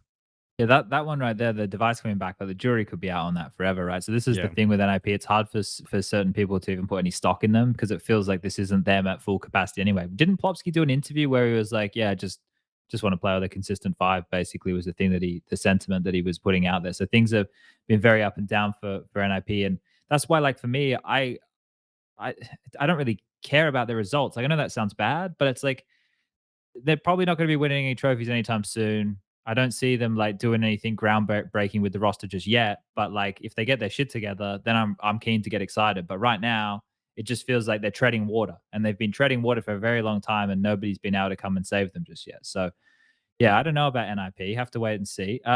Anybody want to jump in with anything about the Ninjas before we move on to the final section? Saw some decent maps maybe from S Attack, which I Okay. thought that was kind of cool. Considering like his form was pretty shit. Like overall, he still didn't finish with an amazing rating or anything, but He's getting an honorable mention there. yeah, honorable mention. Like NIP didn't have an amazing run throughout. It's not like they dominated everyone, so he had a lot of chances to inflate. But I remember, I think it was against Navi. I don't know if it was the first or the second game, but they were playing Nuke, and literally he was getting multi kills, and then they won some of those rounds, and everything else they just lost. So there were some decent showings from S Attack there. Okay. Cool. All right. We'll keep an eye out on all that and see how that trends forward. The last one here we have to cover off is just Navi. I don't know if anybody has a controversial opinion on this, or if we just side with the fact that this was Navi, the best team in the world, in a very, Navi's very era over, forgiving, not? in a very, very forgiving format where it didn't matter if they won or lost, right? Until one game, which was the last game they played. Right. I mean, if anything, it's almost a bit concerning that Electronic is starting this year the same way that he did It was last. online again, man. Yes, online, blah Don't blah. give But a it's fuck. just something about something You don't about get out of him. bed for online, mate. He's got a kid to look Fair after. enough. You think the whole fuck like my point here, like, would you give a fuck? Like, I'm trying to work out. No, I think you're right, but like that's almost that's definitely a problem with this format. It's just like even the teams don't give a shit. You know, that's a problem, right? But I don't want to Especially make that Navi. excuse. They got nothing to I don't want to prove. make that excuse for Navi because it's just like they should be giving a shit, right? And then obviously, like, this is online, and they want so much, and this doesn't even give them a trophy or anything. They still just qualified. Yeah, exactly. And they still qualified even though they lost more than they won. But I mean, I think him not really being there consistent. I mean, he actually was, but it just wasn't a star Electronic that we know. You know, it was just kind of a guy who was there. That's pretty much how I looked at him. Like every game that I saw wasn't wasn't enough, was nothing amazing, right?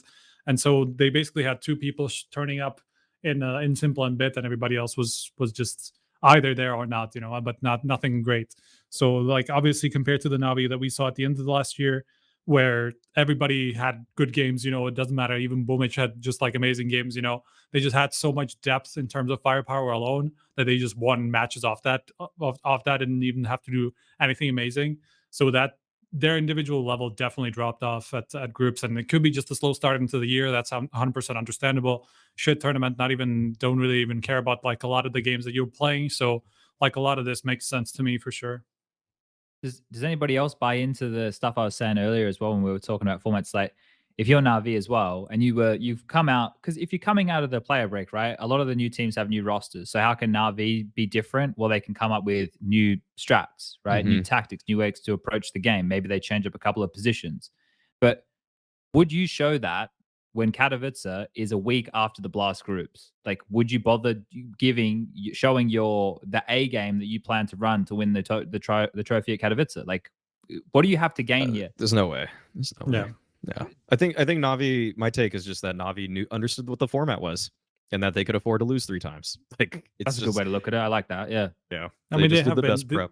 Yeah, they have shown tendency to just stop giving a shit once the tournament allows them to. RMR comes to mind, where they just Yes, didn't the really wake Gambit up for the grand final final, properly and yeah. shit like that. Just- They're all like, obviously Navi are that type of a team who are just going to be prone to just not turning up, if they don't feel like the tournament just kind of like justifies it, right? Or the match justifies it. So like I 100% agree that this is mainly the problem that's been there with Navi. Yeah, I think that a lot of people like will just look at those things and throw them as excuses, like at their performance. But like this is the thing that I was trying to hint to before is Counter-Strike is all connected, and the thing that matters the most is the major, right? So the other things have different levels of importance. So it's something I've spoken about on the show. Like it's our job to explain to people what's important for which teams and what's important for others. For a team debuting a new roster with Katowice a week away, it's good for you to have a strong showing, have a good honeymoon period, show that your stuff works, show the positions and the players that you've picked work. Just confidence mainly, right? Yeah. But if you're a team who's already considered the best in the world, you understand the format and you know that you still have time to get into shape before, like everybody has different bars to set. With Big, I had a different bar set than I would with a FaZe. With Big, I just want to see them continue to trend in the direction where we're getting more from their individuals, right? Like not every team is weighted the same. And that's just by virtue of this thing being consistent, like constantly flowing. So, yeah, like that's where I think some of these misconceptions and overreactions come in. Oh, Navi lost a couple of best of ones. And well, okay, well, at the end of the day, they still qualified for the finals. That is the only thing that mattered for them. They'll still be there. Nothing really changes at all for them. Like other than a couple of people tweeting some dumb shit, right? Like that's it. Okay, I'm sure we can put up with that. We can all put up with the dumb tweets we do every single day. Yeah, I don't think Navi give a shit about what people think about them, to be fair.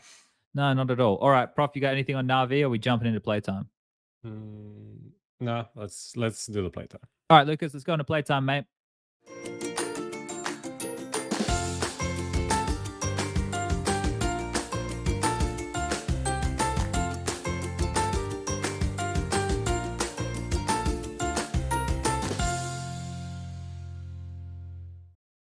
All right, we're back and we're getting straight into the Matchmaker. Now, this one right here, are we going to do it collectively, Prof? Is that how you want to do this one, or you want Maui? Just give it to Maui. Let's see. I think I put teams and Katowice expectations. Yeah, just like let's just do Maui because we're going to do another show before, right? Maybe. Yeah, that's kind of the plan. Yes. Okay, I like that. All right, so for everybody playing at home, this Matchmaker, we have the team names of Navi, FaZe, OG, Vitality, Big, G2, Astralis, and NIP. These are the blast teams, essentially, right?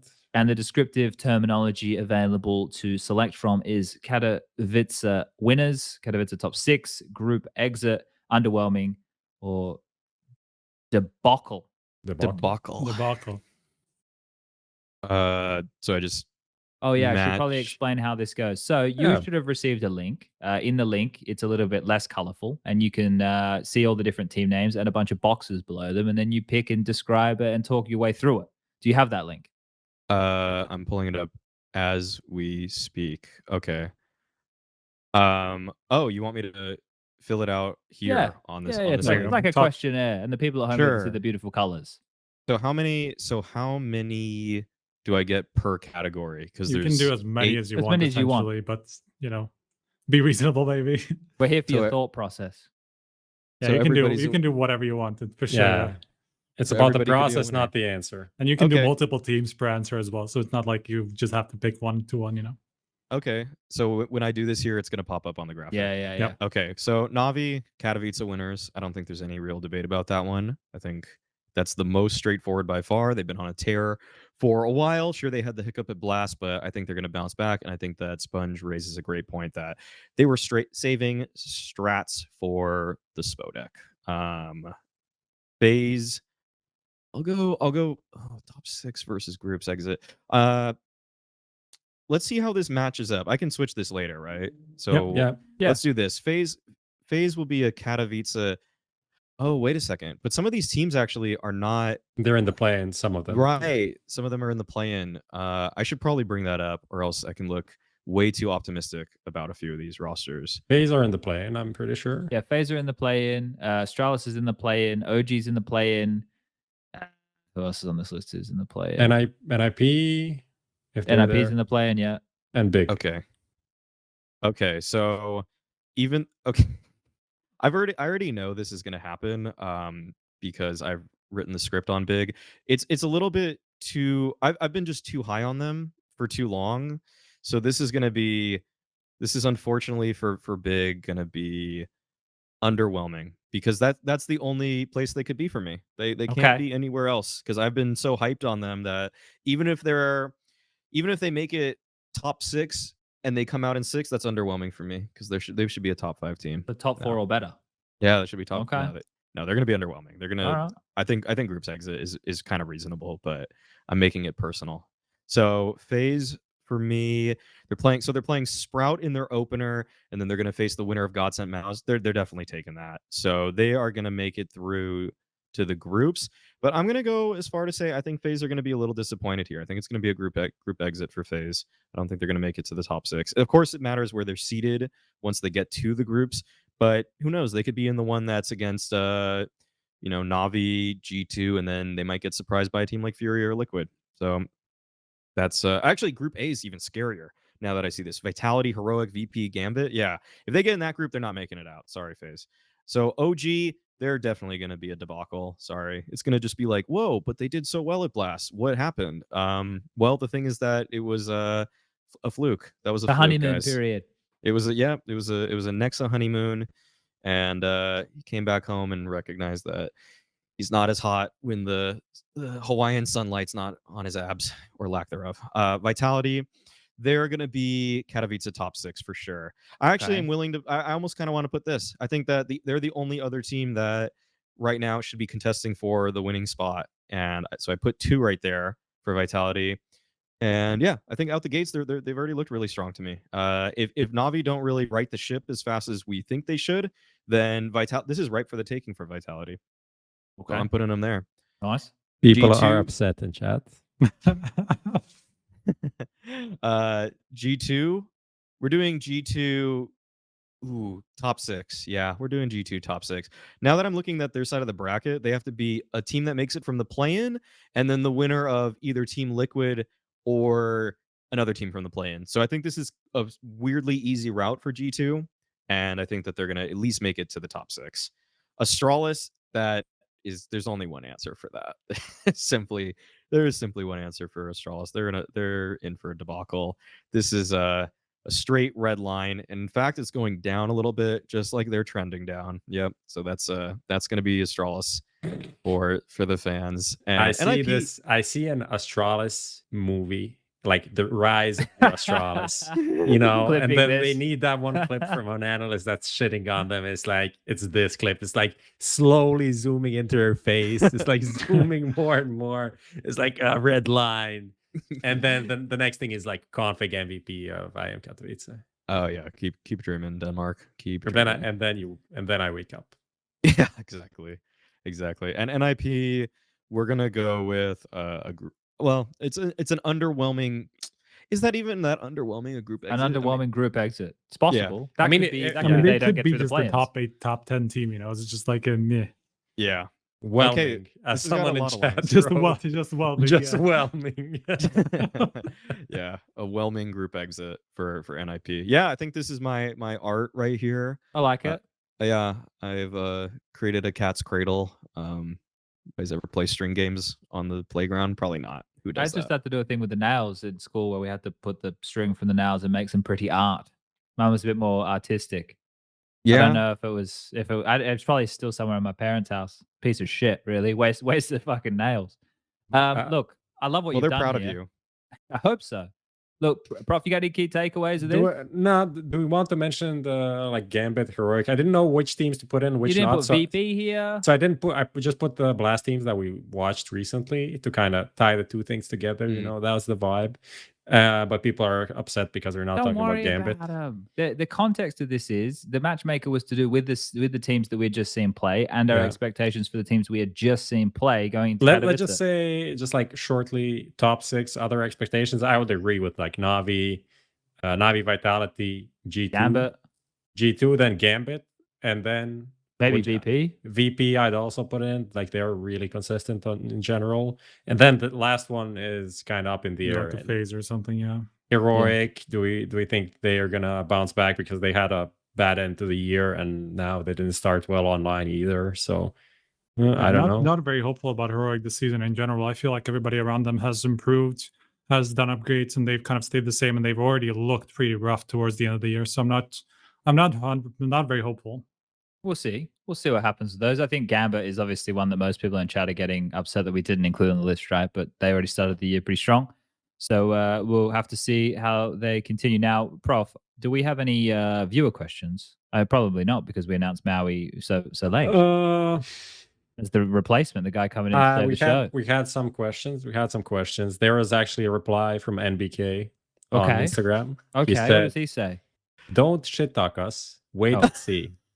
Oh, But then he why finished didn't you do that that off. earlier? He We finished already that. shit talked him. He finished that off with crying emoji. So, or that like teary eyes emoji. So it's like it sounds very rough, but then he softened the blow at the end. So convincing. Okay. Yeah. All right. I mean, it's another one of the people I'm going to talk to tomorrow. So More impressive, Hunter becoming a dad or Monacy 1v4? I mean, Hunter's a pretty good-looking guy. I'm surprised he's not a dad earlier. So, Monacy 1v4 is more impressive. I think my Hunter had logic to do is, something one time Yeah. to be a dad.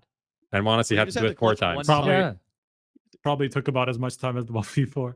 Yeah, actually, that's that. Look, Is that yeah. is that a burn at Hunter though? Like that it was that fast? I mean, I Take don't it as you know. want, man. I'm just saying almost anyone can become a father. It's not that complicated. Yeah, and it's it true. There's a doesn't lot of take that much morons out there skill. who are Like, dads.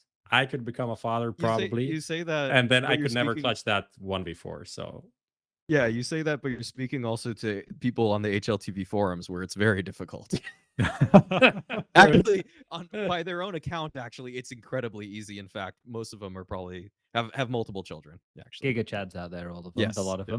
them. Yeah, okay. I think the Monacy clutch was actually really exciting. Right? I think seriously for a second that like is his like statement piece. You know, if I'm sitting with the art theme here, but if that was like Monacy, yeah, this is what you can expect. Like that's a great early entry from Yeah, I Monacy, mean, what we can expect there. If you can do this at 16, just imagine what he can do in a couple of months, couple of years. Like it's kind of Yeah. crazy, honestly. I'm just trying to remember if there was anybody who just like put off something as crazy as this early, you know, especially this young as well. Notan, one Deagle got a couple of Deagle kills when he subbed in for Astralis one time. That was pretty good.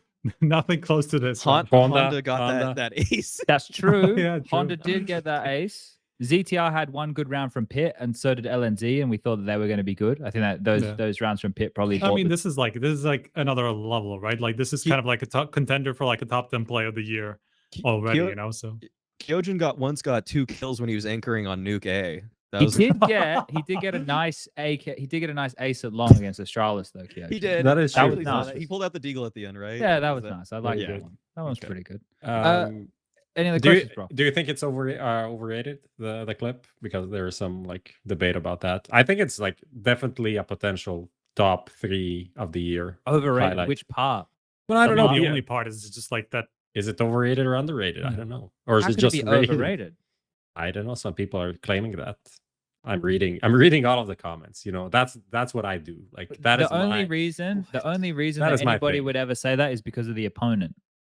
If Maybe. you took the Yeah. names out of it and you why they replaced them, peak him. I don't know. I think don't there's, know. I People think say there's a lot of actually this. just one play that was done wrong, which was just like the dance around the new new box. box. Yeah. Like that guy did not have to go back, and that was it, right? Like that. I don't know. I don't remember who that was, but whoever was dancing around the new box, he could have just kept going, and that's like the half a second they needed to win the round, right? So The- like that's the only mistake that I saw in that round. You sometimes can't even hear that well if the guy's like Yeah. strafing to follow you. So sometimes you might think you're mind gaming him because you think Monacy is going to actually backtrack too. So that's not even that bad of a mistake if there is one right there. and the shot here was fucking mental. Yes. Yeah. Like, Yeah. yeah, it was a good clip. It was exciting to watch. Exciting to But see. like, And, you know, the way that he even faked the bomb, like he had the presence of mind to just like in the middle of 2 guys, he knows there's one guy in front of him, one guy in the back. He fucking fakes the bomb. Like, who does that? That was sick. there was when they played the voice clip, like I think Nico dies, and I don't know who said it, but one of the four, you're clutching this. It's like, what the fuck? Like, they must just be big up in this kid, everything he does, right? Like, and the reactions after that, after the third kill, they all start typing and the smiles creep onto their faces and stuff. Like, that was fucking sick. Like, I think, and what wasn't Nico saying, like, after? I think he was saying he's never seen a highlight like that before or some shit. So if people are looking for if the clip's like overrated or not, I think the reactions of his teammates are probably something to, base stuff. So not overrated, Prof. No, definitely. Question: how would an African team try to qualify for a major? This is a very simple question that we can just answer. I'm not, probably the person that asked this isn't going to watch, but still might be interesting. Essentially, these some regions that are like Africa, maybe. I'm not sure what the situation is with like East Russia, but that would probably also work, that they just play whatever qualifier is best in terms of ping. And this also works for like Middle East. That isn't really determined in terms of like they necessarily need to play in the Asian qualifiers, because sometimes their ping towards Europe is better. So they'll just play that. That's essentially how it will work for the upcoming major qualifiers. Some regions are definitely in a pretty rough spot. They would have to travel to compete in some of these qualifiers. like South Africans, for example, like they're way too far from anything from Asia, from Europe, to play in that. So that for that, those kind of countries, it might be difficult. But for like Middle East and North Africa, I think that's pretty okay for Europe. Yeah, I am not great with the pings of all the different places, but I always thought that the smaller regions, right? We can have Europe, we can have the Americas, and then we have the rest, right? Which is like should be Africa and should be Oceania and Asia and everything, right? Because like all of those combined is still a very, very weak region, even though it's combining a lot from around the world. And that's kind of what we did back in the CGS days. I mean, just fly them out somewhere and play something, but it's like, is it worth it for some of these teams? And there are issues, especially in the Middle East, where some countries might be near, but there are no connections directly between them. So the ping is super fucked up. So they need to play on like European servers or, some other server. It really depends on from country to country. It's really complicated, and I don't know the details. I just know that every time if we have these qualifiers, there's someone complaining about like some country or a couple of countries having like unfair situation. I think one last thing, if we can touch on that, would be the setpos, getpos commands. ropz, STYKO being gigabrains and all of this. Maui, you want to summarize it? Maui, can you explain what's going on?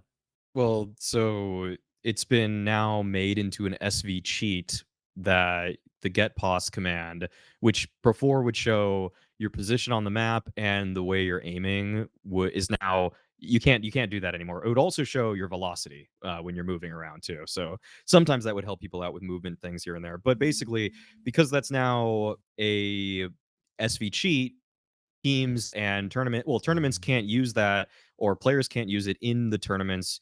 So they can't line up these super specific smokes. I think the most famous example is the one that ZywOo did back where he scoped up on that little railing overhang thing on Dust 2 and was able to throw a hinge smoke all the way from outside long double doors. And so there were a couple other smokes like that, even on Dust 2, where you could smoke basically the good cat lurk smoke, for example. You could do that from top mid also from super far away. So it was like really effective for throwing fakes, but now you can't do that. So I mean, my take on it is basically that I think it actually does lower the skill ceiling of the game a little bit. But it's also just kind of one of those things where it kind of seems like Valve is going back on and doubling down on that idea that if a player in matchmaking can't do this, then why should a pro be able to do this? And I feel like that is some really effed up logic where you should just let the highest and most pleasing and high level Counter-Strike be played. I mean, yeah, go for Striker. All right. I mean, the way I look at it, I see both points, right? Because like there are people who say that this isn't CS anymore, right? Like because you're just like fiddling with the console like in the middle of the game, you're just like change, especially like with the new way that STYKO brought up, obviously. Not necessarily with the get pots because, or like with the previous one, because that you could actually see that, right?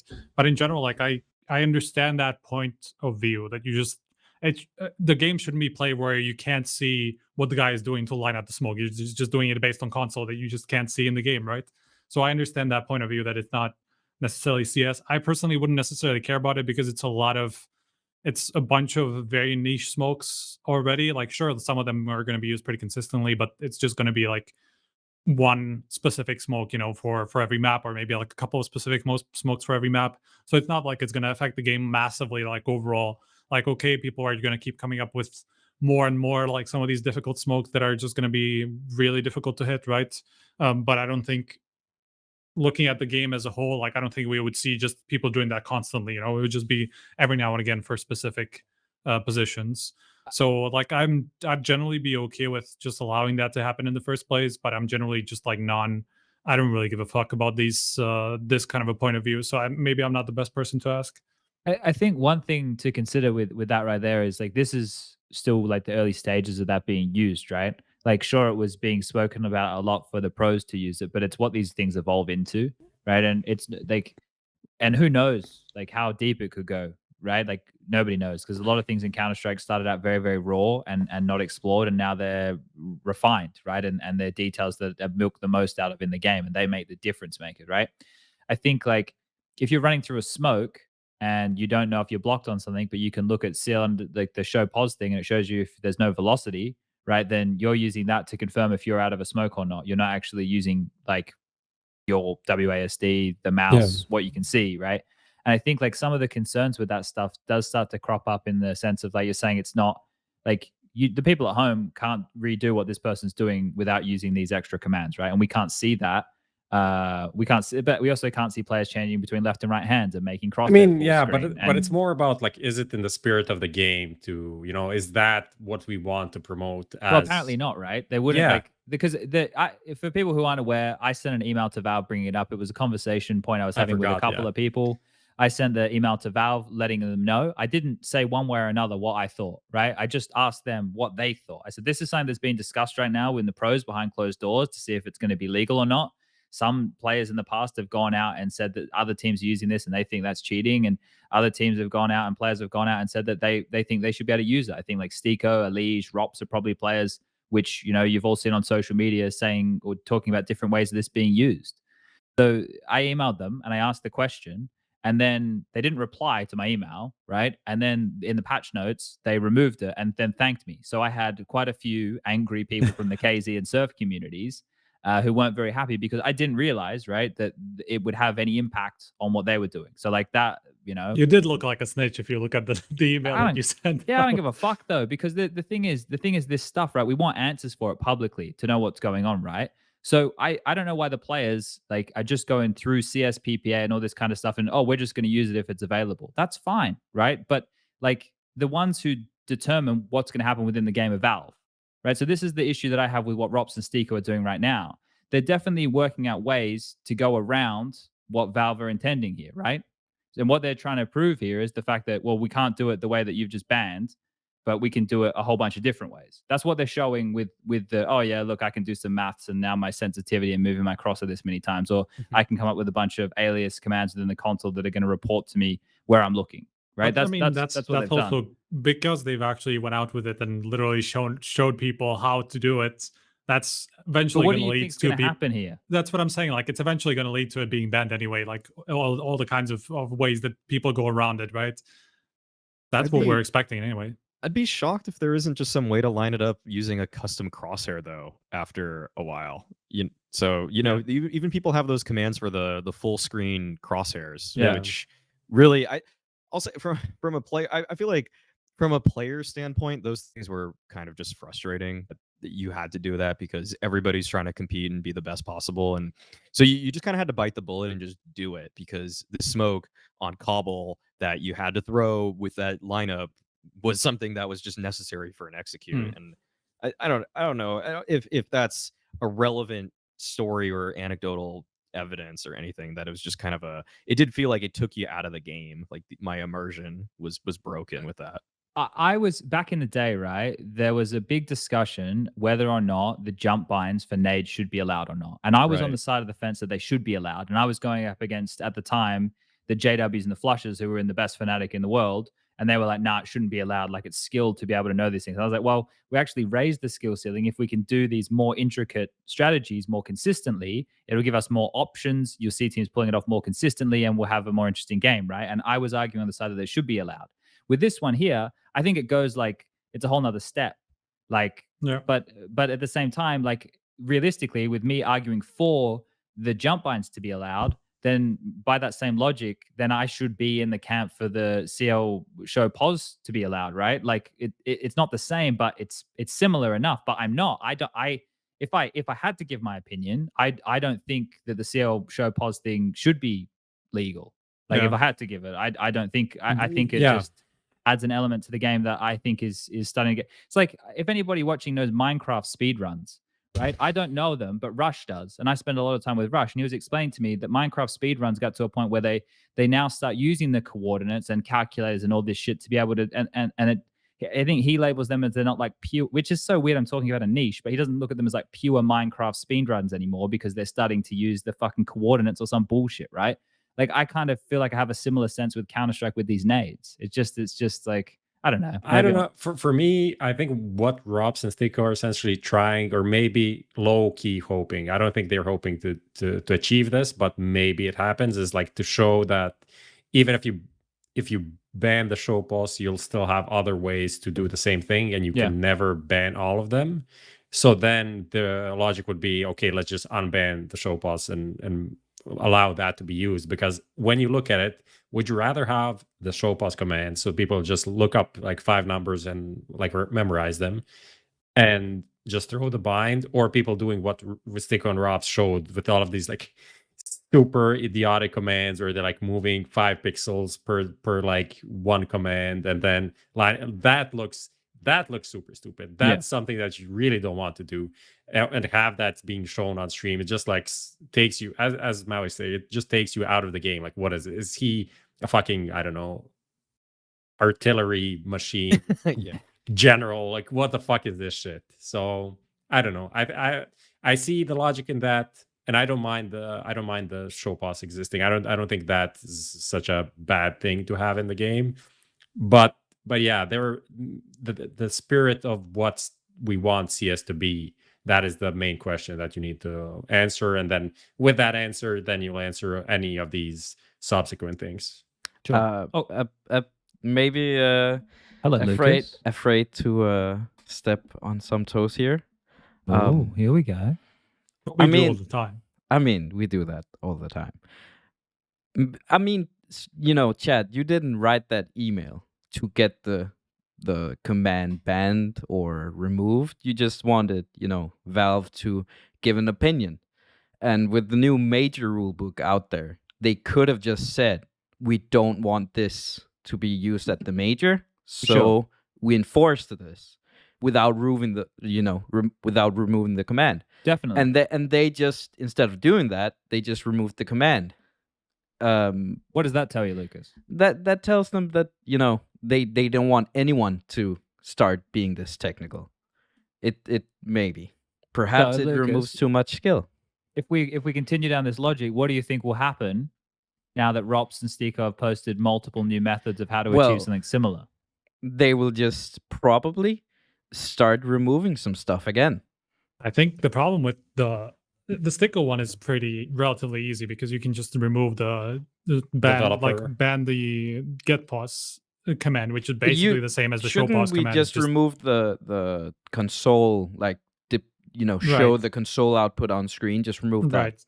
Developer thing. But like from what I was talking to STYKO on the side, it seems like there are more problems that come with that aren't necessarily public at the moment. Like, for example, from what he said, you can tell if like certain doors have been blown off across the map from the developer console because it just like prints out some sort of an error that just tells you when the door has been blown off by a nade. Maybe so that's kind of a problem, you know. This is another thing that could just like pop up on your screen if you do the developer one. So it's not like just, and even if you're a coach and you just will check the console, right? But doesn't it make sense that developer console should be behind S3 cheats? Yeah. Okay, so listen. The back in the day, there were GUIs in 1.6. One of them, I think it was the CPL one. They actually had it so that when you played the match, this is how crazy it used to be. You were not allowed to use the console while the game was live, right? Like console didn't exist. You had to do all your commands and stuff with the admin behind you watching. I forget, maybe it was like a Code 5 or an ESWC. I forget. But you had, and then there was a GUI that you would install for these tournaments that would lock it so that you couldn't access console while you're in the game. I've just gone fucking back 15 years. So but I feel like that, like the thing is like, why is that a problem? Okay, so there's lots I gotta of change my things. sense sometimes. Not Yeah. feeling it. I mean, you Players can have a legit bind for do that, that. right? Like you can do binds, but like the thing is like once you go Or you past can- like what you can use on your keyboard, I think that's getting a little bit unreasonable, you know. And but that's kind of like where this ropz thing is heading, you know, If you because like remove if you have like console, 10 different smokes Imagine. number that you have to one, line up from 5 different spawn points, like you're just gonna run out of space. That's something he said, right? if Valve remove console from competitive matches at the major, at least, everyone's going to blame STYKO. STYKO is the guy to blame. I'm just putting it out right As now. long as it's STYKO, I was starting to get worried that I was going to share some partial blame for sending I some think- email asking some question. Now, if you put it all on STYKO, I don't give a fuck. Yeah, I mean, I think that's honestly the way. CSPPA is going to send death threats to Yeah. STYKO after this. But I think that's the only way that you can actually prevent this, because if you look at the ropz thing, as long as you have those commands just like ready for specific maps or whatever, like you Yeah. can always do that. There's nothing you can do about it. Like there's nothing, there's no Yeah. command that you need to, it's just literally sensitivity changes that you can just know anybody can just do at any point, right? So you can't prevent that. So I think what this is going to lead to is to make sure it doesn't get past like what you can have bound on the keyboard. You're just going to get removed from the console is just going to get removed, because like what else are you going to use it for? Like what else do you use a console for during a match, unless you're actually changing crosshairs and shit during a match, which is people obviously do already that. people do that. It's stupid as fuck, change but your it's mouse. yeah.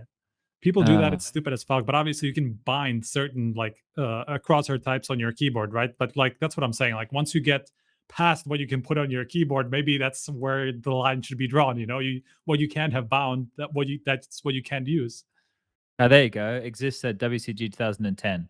So there you go. That's I exist. Okay. I don't know if you missed what I was saying before, but I was talking about how like back in the days, maybe CPL, maybe the ESWCs, but there was like a GUI in the early days that like disabled console or whatever. But like if it's I something that's remember that happened at too. points in history, then maybe, and if it is getting to that point where the console spits out information like doors being blown off, like we're going to hear a nade, but like there's probably certain scenarios where we could think about where that information might be available. Like if you're ramp on nuke, like you're not gonna hear the doors being blown off on the other side of the map, or maybe it's close, but it's like, you know, that's Yeah. just like that those sort of positions. Fuck.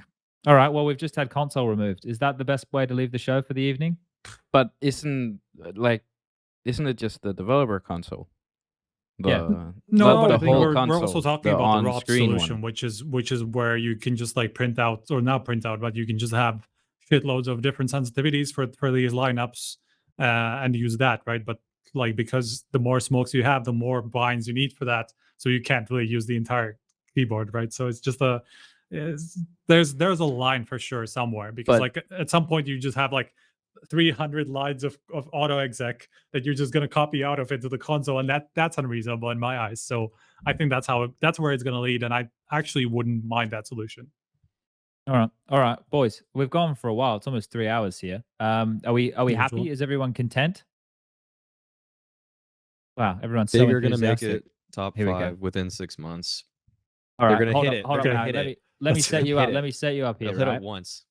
Because right now, at the end of the show, when we have the guest on, I want to give you time right now to like, if we in Counter-Strike, we don't have anything to promote. Maybe you're like releasing a book, like you can promote your podcast or say hi to people out there, or do some We did big, hear he has a podcast a couple Yeah, of times. and also Yeah. or do some big shout outs to like what you think is going to happen in Counter-Strike in the near future. Do all of it. Go nuts. Oh, okay. This is your Well, time. all right. Well, I obviously have my Twitter at Mauisnake. I have my Instagram at Mauisnake. I have my YouTube, youtube.com/Mauisnake.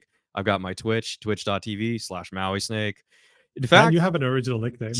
just yeah, I know. Honestly, anywhere you can find Mauisnake, it's almost surely me. Even some weird forums from back in the day.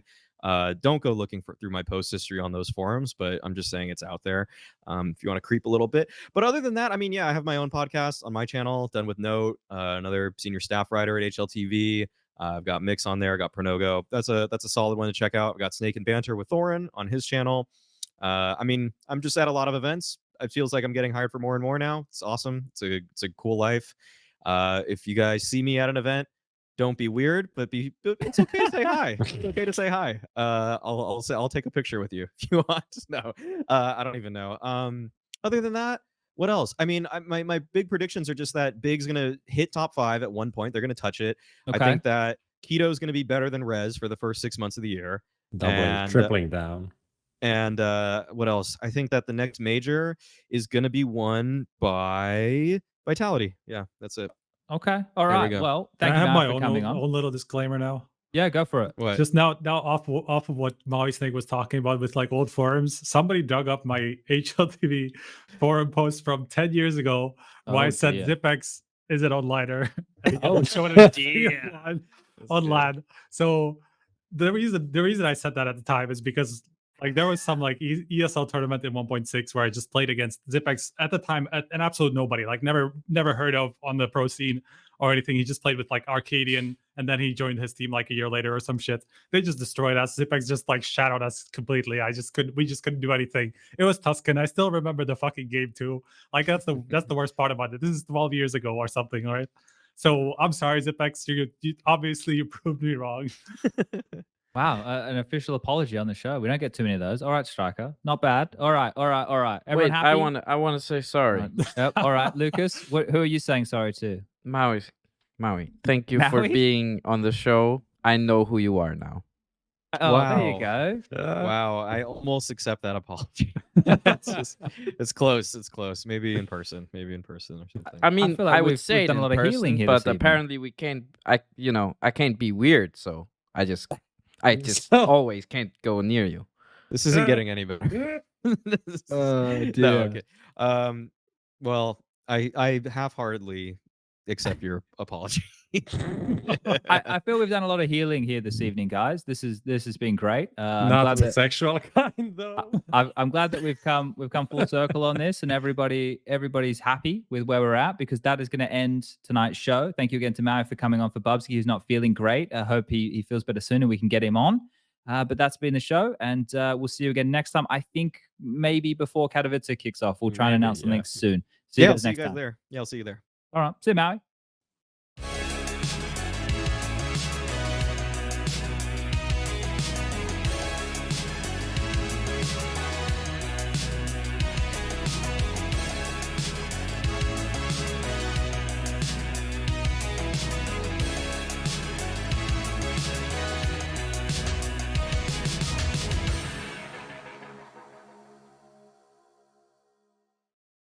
Add some fun to your space with Xtrfy, designed in Sweden with focus on quality products built on experience. You're looking at Project 4, their 4th generation of products with super cool colorways to stand out, with matching sets to satisfy with a solid B4 bungee, lightweight ergonomic M4 mouse, the K4 keyboard is fantastic, all of which are performance focused, and finish it off with colorful GP4 mouse mats that are bold in design and smooth on the surface. The retro theme in particular has got the feels. Complete your setup with Xtrfy. No regrets, guaranteed.